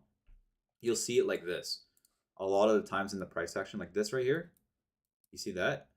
This kind of looks slightly more bearish because of the wick closing lower, the next candle closing lower, this one right here closing lower, and now we have 2 candles on the red side, right? But if this right here engulfs like this could break out. You know what I mean? That's how I think of it. But then I also consider the volume. So for example, the volume on this candle is very high. The volume on this candle is very high. It's possible that they sweep that before they come back up, right? They trap sellers and then they squeeze it, and they do that often too. So I have like so many price action theories, right? A double bottom? Nah, I don't think it's a double bottom. I think nasdaq needs to be a double bottom at least, right? Because it's just, look at the sellers, right? Look at the retest of the VWAP. It could bounce here though. On a practical sense, it definitely could bounce here. If you see some sort of buying pressure here, it could bounce here. And I view it that way as well. So another tip is, if you're seeing buying pressure at this price, just know that buyers were looking at buying here, right? And if we come down like this in a strong red sub, like right now, this is my thought process and what I'm looking at. This is clearly selling, right? But if the next candle is green again and they start consolidating one more time, I know that this is close to the bottom. We're very close to the bottom if it starts consolidating one more time. But right here, it's sweeping. Right? It's sweeping. Oh, shit. Oh, thank God. And then I also look to my left. I see that there was also a very light amount of consolidation just on the left here. Right? A little tight amount of consolidation, right? And then we just try to consolidate there, but we failed it. So what's the next level? The support. That's all there is to it. Can you get trapped? Yes, you can get trapped, right? It can come back up right here and do this and then do some stupid shit like that. Yeah. I usually, like I get that. Yeah, the 1 minute, on the 1 minute, I use the 1 minute to, like, I don't really use the 1 minute that much as I would say, but I studied it enough to like really understand price action concepts on it. You can use like 3 minutes or something, or 5 minutes, right? But I feel like sometimes the picture is not clear enough. See what happened here? You see what they did there? They swept it, and they hit all the stop losses, right? So that's one. They hit all the stop losses of all the longs here. The volume of the sellers increased, and as the green candle was coming back up, we got a nice big surge of buyers. So that could be a short trap, and this could turn into a head and shoulders. So that's what I think of it, right?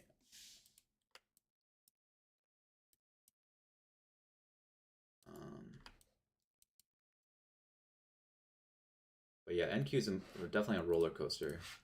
Super roller coaster today. It's wild, man. Like, I mean,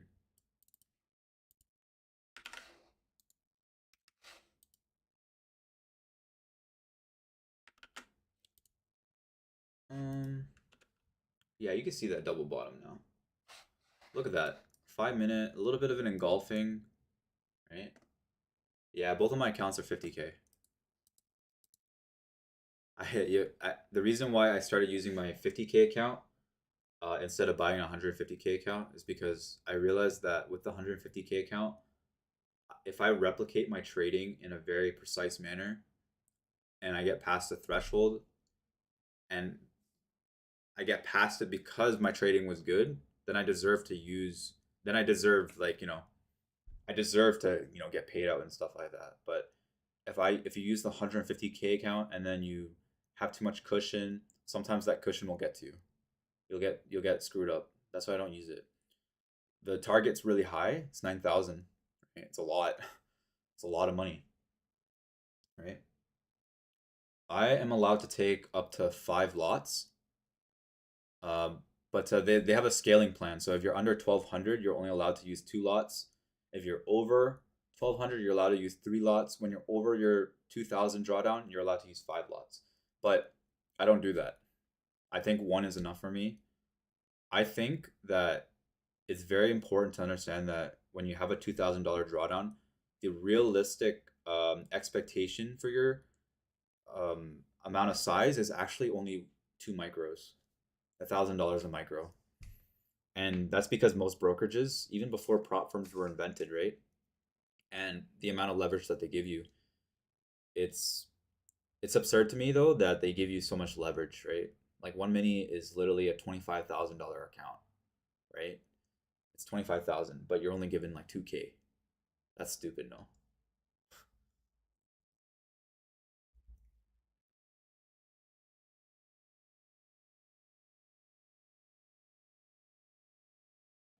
But I think my expectations for longs here is much higher. I think my expectations for longs here on this trend is much higher at the moment. And I think we could fill this 50s here, maybe. So like what? I would take 3 there or some shit and then aim for 50s. There's a little gap here. I look at the book map and I can see there's an order on 30s. So there's an order on 30s. And they opened up orders for 75s. So there was actually a big order at 75s and then they closed it. So they're spoofing it, but I think this could hit here on the 50s at least. I use Top Step. I want to get back into Apex, but I'm gonna wait until I get paid out first with Top Step, right? I think my funded futures is pretty good too. Like they're actually solid, you know. This is a practice account, by the way.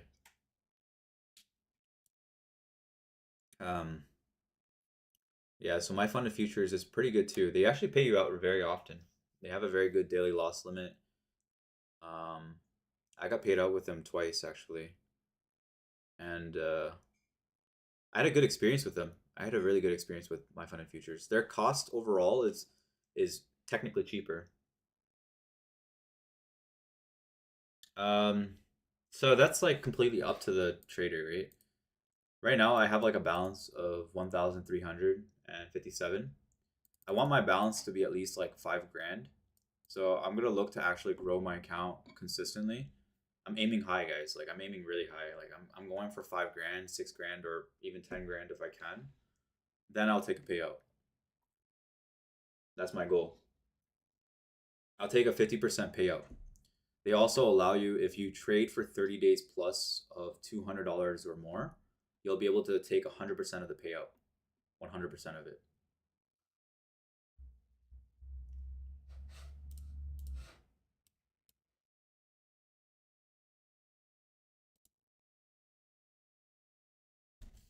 See, this is where it's retesting the 13 moving average. It could wick above it. They did break above it already and then basically pushed another like 30 points here. So I think it's possible we push another 30 points above it. We already broke above it once, right? So now that it's back at the double bottom, what do you think is going to happen, right? It's going to potentially wick this area here because, and that's why like I also think about where my target profiling is. This is on the 3-minute chart, right? Look at where they had these 3 candles here. 1, 2, 3 of these 3-minute candles. Where do you think they were, right? So I think this is potentially going to be a wick too. It could also wick here, but yeah.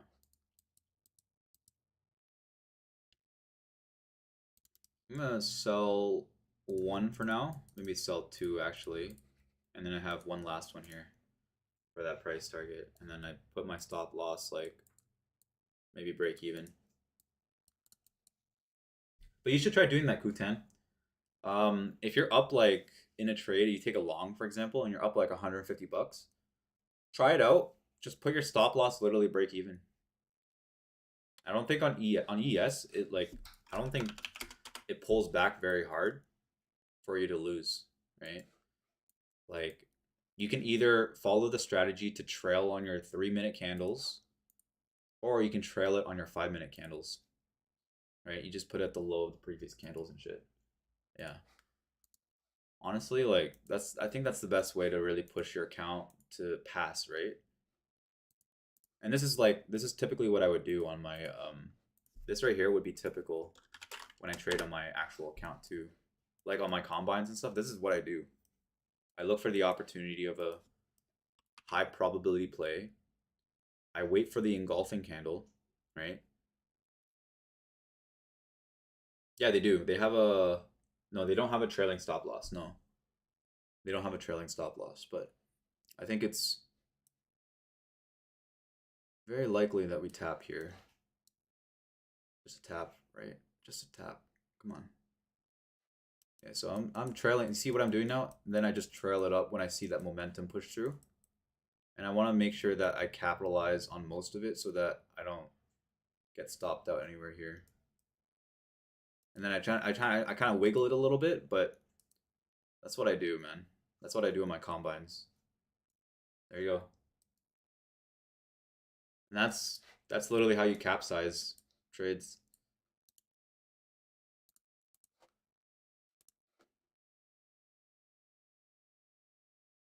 Price alerts.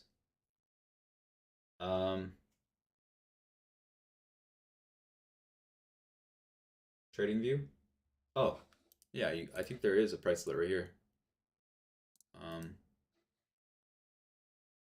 Maybe not.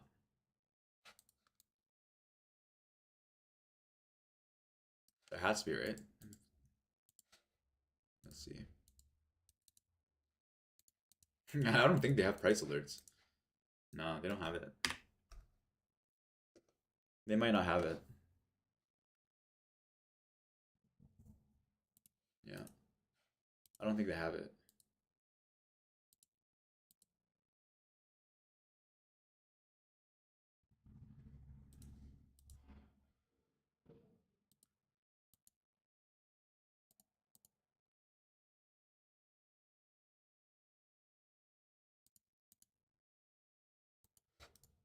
That was actually a really good setup, to be honest with you. You see this head and shoulders? I like this one. See? That's how I know that like when there's buyers in the market, right? I look for the buyers. I genuinely like seek out for the buyers. You know, like even on my actual account, like you can tell, like I waited until there was buyers. Uh, so for example, up here, right? We can ignore some of that because it's too much noise, but I waited. I waited until there was buyers. Yeah, you took that in your practice. Yeah, it's good, right? Like, I always wait until there's buyers. I always wait, bro. See over here, like even on the micros here, I waited until I got a candle close for a green one to consider buying. I always wait for the candle to print a green candle. You always gotta wait. Always wait for the green candle print before starting buys or initiating buys. This was the first initial one. This is the red one. This was the engulfing. Right when it engulfed, I instantly jumped in a long position, right? Because I knew that this had the potential to basically close this gap. And then same idea here. I looked at the red candles. I watched the red candles close. I jumped in longs early right here, I think 179s, but that was a mistake because I didn't wait for the confirmation. I just basically jumped in out of intuition, right? Intuition for me is usually there's one last pullback before a run, and I always do that after a breakout. So this was the breakout it showed. I always wait for a breakout. This is the breakout. And then after the breakout, I always wait for one last big pullback, and then they're going to swing it back up. And they do that so often. It's crazy. But yeah, that was a good swing, right? That was a crazy one. This right here is, look, it's literally head and shoulders. Like, I was talking about that a second ago. Like, it's actually Head and Shoulders. That's a Head and Shoulders right there, right? We sweep. There it is, and that's a smiley face. You see that? That's a content face. That's funny.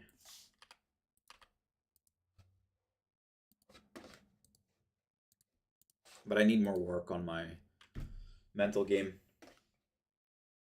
I need more work for sure. I'm a chicken, man.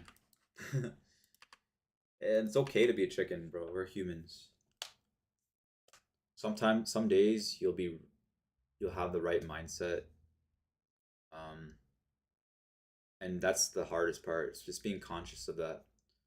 You have the right mindset. You're in the right mood. Um, complex, like just knowing yourself, really. Yeah, that's my rant, man. That was a big ass rant. That was like a 40-minute rant.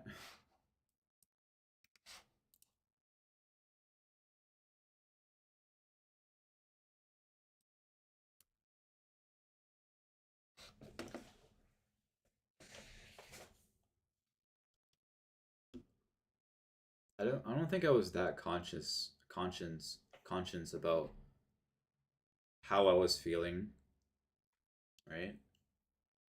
For a while. And now I'm just like really conscious about how I feel. Like if I see the emotions, I literally lock out right away. If I feel slightly emotional, I know I can handle something. I I become more patient. It really is a mental game, yeah. Like I could have been jumping in long all the way down here, man. I could have blown up my account, right? I could have done that. If I was emotional, I probably would have blown up my account here. So how I practiced my patience was I looked to my left, right? And I thought to myself, what other key levels are they running this shit to, you know? Where else if the selling looks super strong, really strong, right? Like so strong, it's dropping 40 points a minute.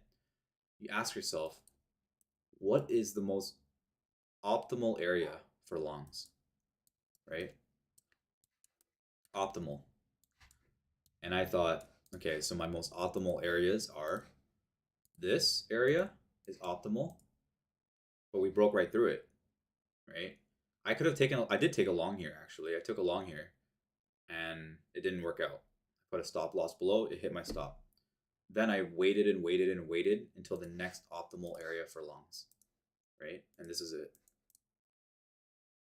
That was the next optimal area because several confluences, what Dakota likes to say, right? That's how I adjust my emotions. I adjust my emotions to what I see, not about what I think, but what I actually see. So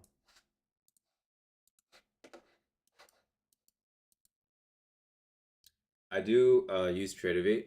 I used it for a little bit of time, but I'm not ready for that yet, man. Tradevate's kind of like clunky, right? I really like Top Step, and I honestly think I love Trading View a lot more than Tradevate at the moment. I even bought the package for Trading View the other day because I use it so often, you know?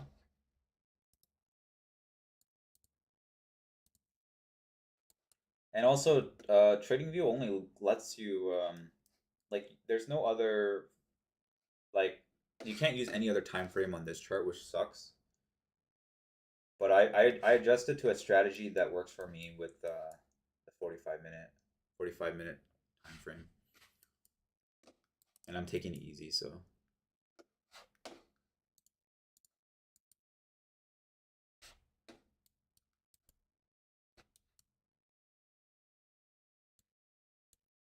but yeah, that double bottom was not bad. You can see this right now, like on the 1 minute, you can see something.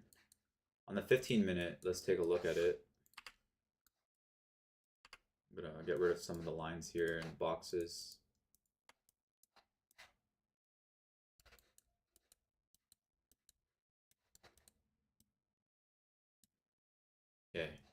we're clearly looking at the 15-minute closes. This candle has about 13 minutes left, right? 13 minutes.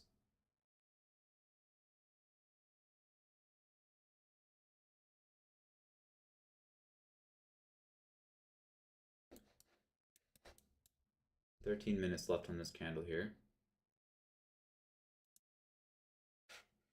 And on this one, we are forming into some sort of pennant here, right? We did break out, by the way. But we are forming some sort of pennant here. See this here? This right here could retest higher still. Wow, and that's kind of interesting that that was actually 50% on the dot. Wow. And you can see how it's rejecting this gap, right? And now we ask ourselves, where else could it go? The only next level we have here is this price, which is a daily pivot. Right? So the end of the day could get a continuation. We could probably get a continuation end of day here too. And then now we see this big engulfing candle on the 15-minute. We still have about 11 minutes for this candle to close here, right? This 15-minute candle. So I keep that in the back of my mind too. What do you think they're planning on doing on this 11-minute, like 11 minutes left till close on this candle? That's what I ask myself, right?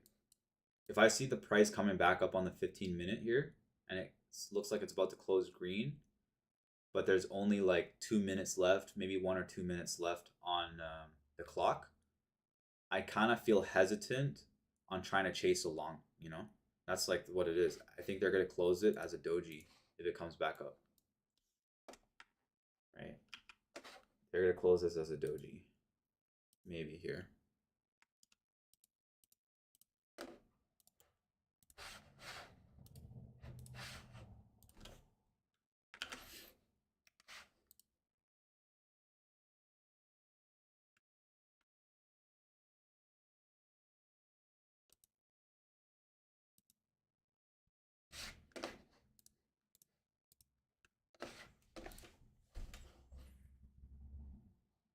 View up does look a little bit better now.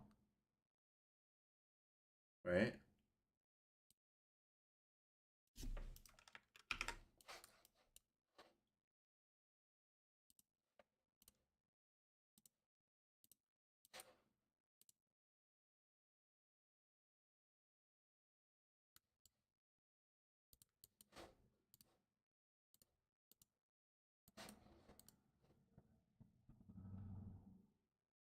All good, man.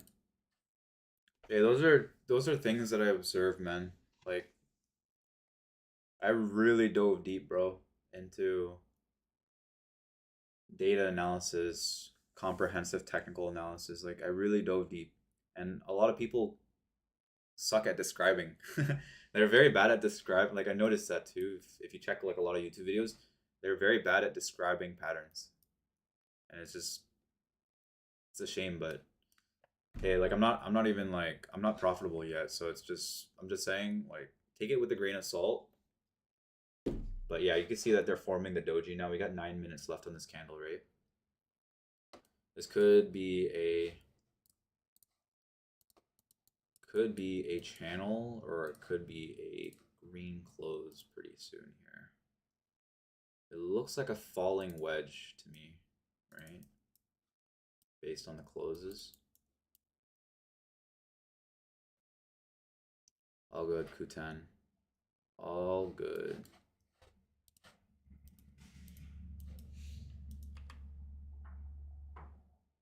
They don't want to give it up for free.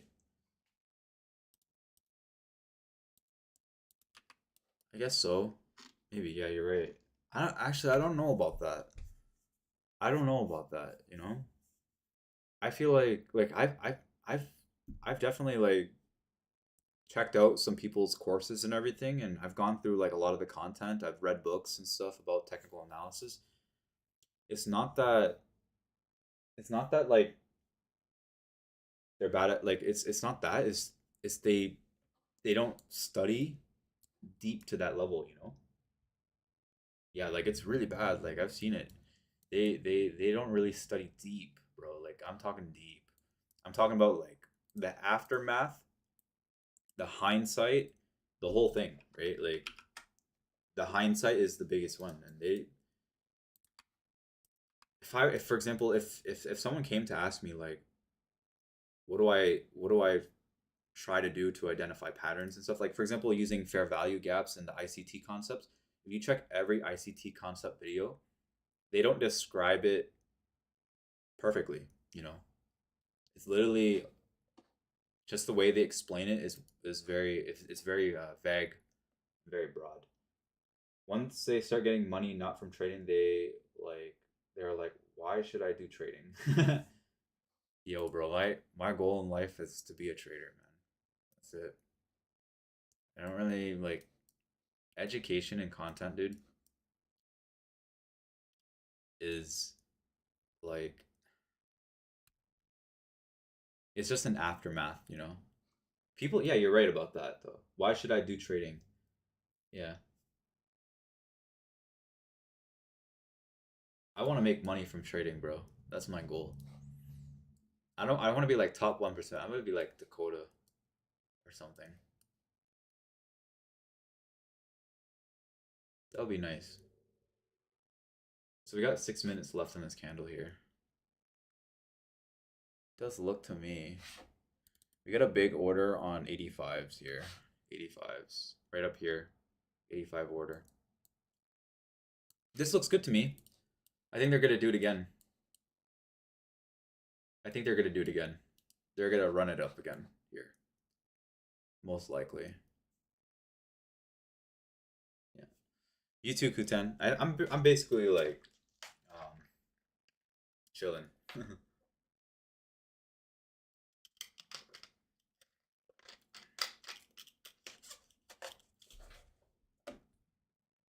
History repeats. That's exactly right. That looks like a nice bounce to me too, right? That looks like a nice bounce to me as well. I want to see them engulf this right here. If they break over here, close above 57.25s, either we get a sweep here or another double top. Another double top and then a stupid bear candle. That's that might be it.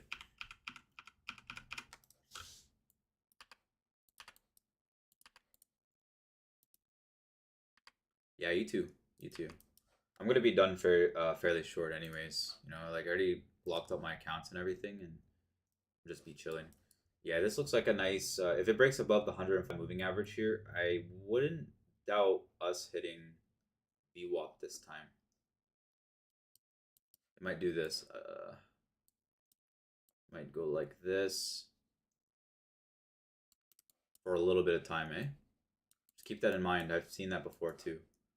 The way they're dragging off of this 105 here, it's gonna be like this. It could be like that. It's gonna be like, and then eventually like some shit like this.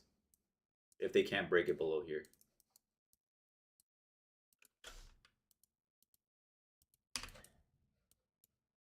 Just watch how it's gonna hold in this area here somewhere.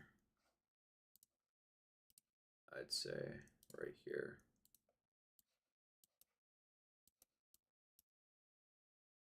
Later, Kuten. Enjoy your day, man. Seriously.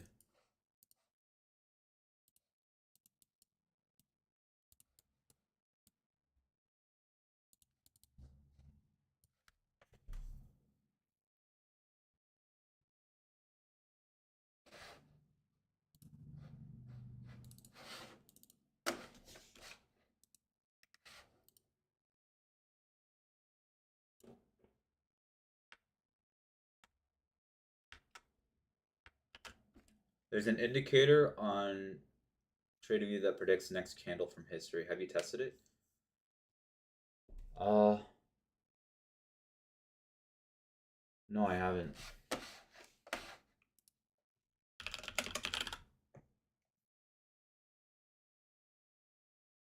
What kind of indicator is it called? I feel like TradingView sucks with that indicator crap. Like, I use my own brain, bro. I think it makes way more sense to use your own brain. Look at that. What the hell? See that? That's this candle is now. We got 2 minutes left here. Yeah, I think I don't know. Like I was literally saying, Doji in the last 2 minutes, right? I think we're gonna get one more 15-minute candle down here, like another drop here, another 15-minute candle, and then this one's gonna grind to, and then another one, and then probably like a run. So it's a bigger time frame play here somewhere. Here, 30-minute.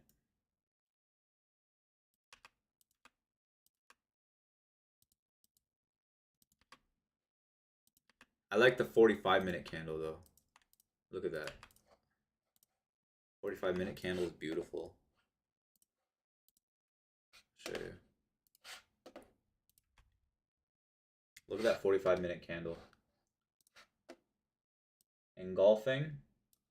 A second engulfing. What do you think happens here?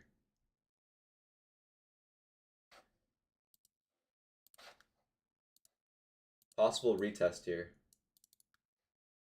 Possible retest here.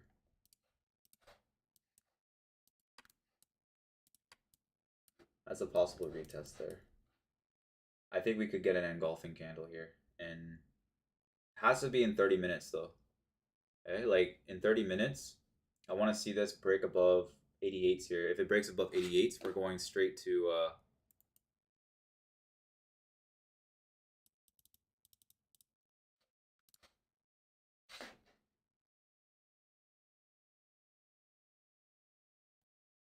yeah, it has to be 30 minutes from now. If it breaks above 88s before, I would say in the next 20 minutes, there's a possibility we break here towards 136s here. Yeah. Around here. 134s, 136s. 30 minutes. It'll take 30 minutes at least to retest this level. It could take an hour or two, but I want to see the 45-minute candle close green, I would say. I want to see that close green just right here, 88s. And then we're going to come back into the resistance and test maybe 120s. And then if you look at liquidity, we got a 85 level.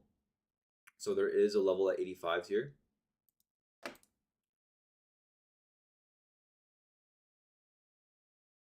And there's a level at 250s still. A pretty big order on 250s. Like 116 lots. Yeah. The volume looks better on the upside at the moment. Yeah, it sounds like a retest here. VWAP retest maybe. But like I said, we gotta watch this candle because it's a hammer, right? Hammers get retested. It could do this stupid shit. Oh man, like I know exactly what they're gonna do here. Watch. They're gonna see this candle here. They're gonna wick under it and they're gonna absorb it. I bet you. In 15 minutes, they're gonna absorb that and then they're gonna push it back up. Just below that. Where is that? That's like 20s, right?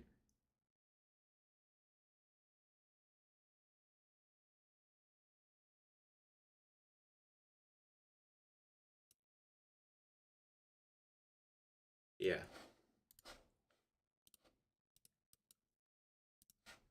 See, they could absorb that. A lot of range down here. Yeah, there's a gap here too.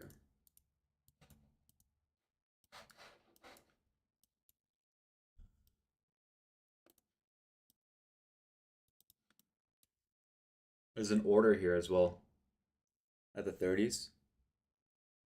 They just pulled the orders on the 85s here. They spoofed it. Sorry, I have to change the screen. Am I stupid? Yeah. So yeah, this is what it's looking like. They could retest the 20s here. Just under.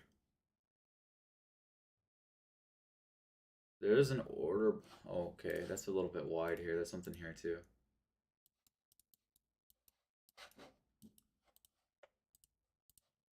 Um,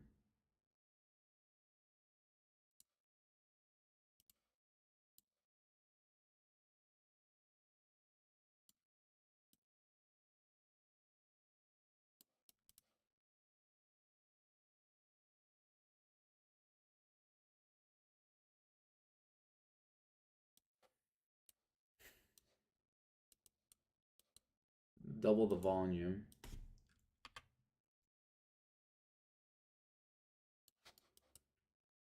I like the breakout though.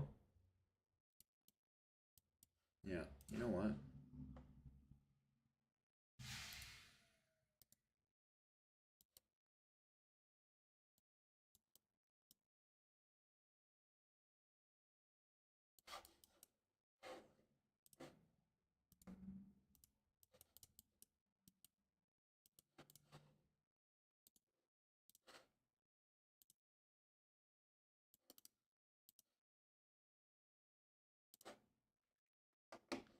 Um,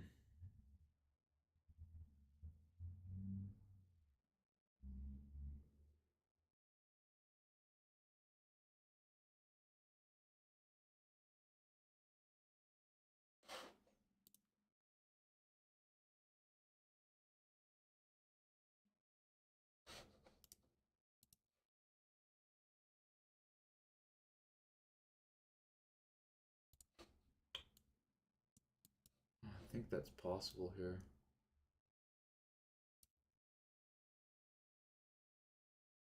Yeah, you too. I'm already like I'm green.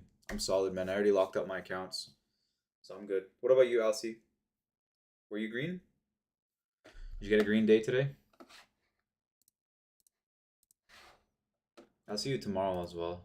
Um, Definitely a great day to be honest with you. So went from red to green really quickly there.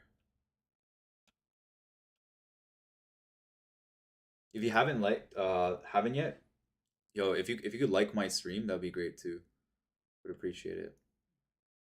I want more people coming in, you know. I want more people coming in, giving me some debates and some crap. I want the trolls. I want the trolls. I want the trolls to come attack me. Yeah, this looks good, man. I think we got something going on here.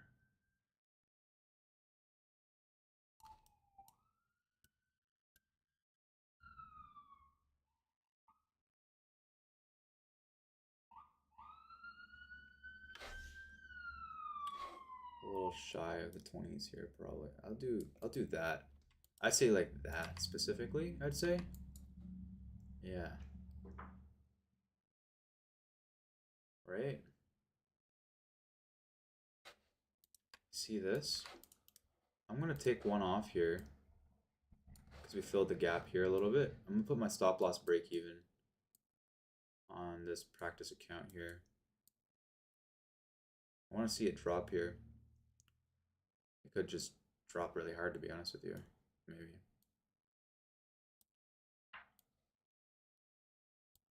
Love algos, bro. Algos are crazy. Come on, buddy.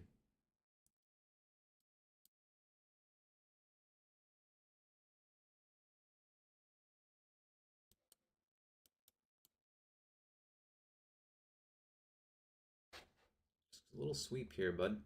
Just under here.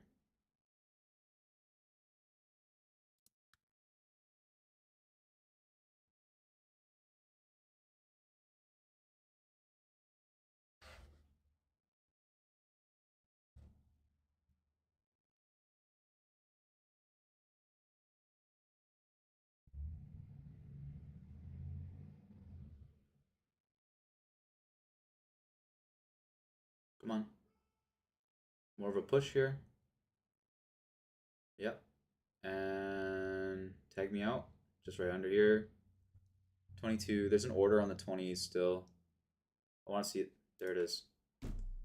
There, like, honestly, if I could only do that on my live account, that'd be crazy. Right? That's wild to me. Anyways. Yeah, that's it for me on my practice account. Just the practice account, not the live account. Not the XFAs, none of that crap. Unfortunate, but whatever. So that's basically it. For all those that came to watch me, thanks for coming by, and appreciate the subscribers too as of recently. So it's got a couple recently. Anyways, thanks so much, guys. Have a good one. Ciao. Enjoy your day. Enjoy your day. Everyone, enjoy your day. Have a great day, and don't let the charts get you.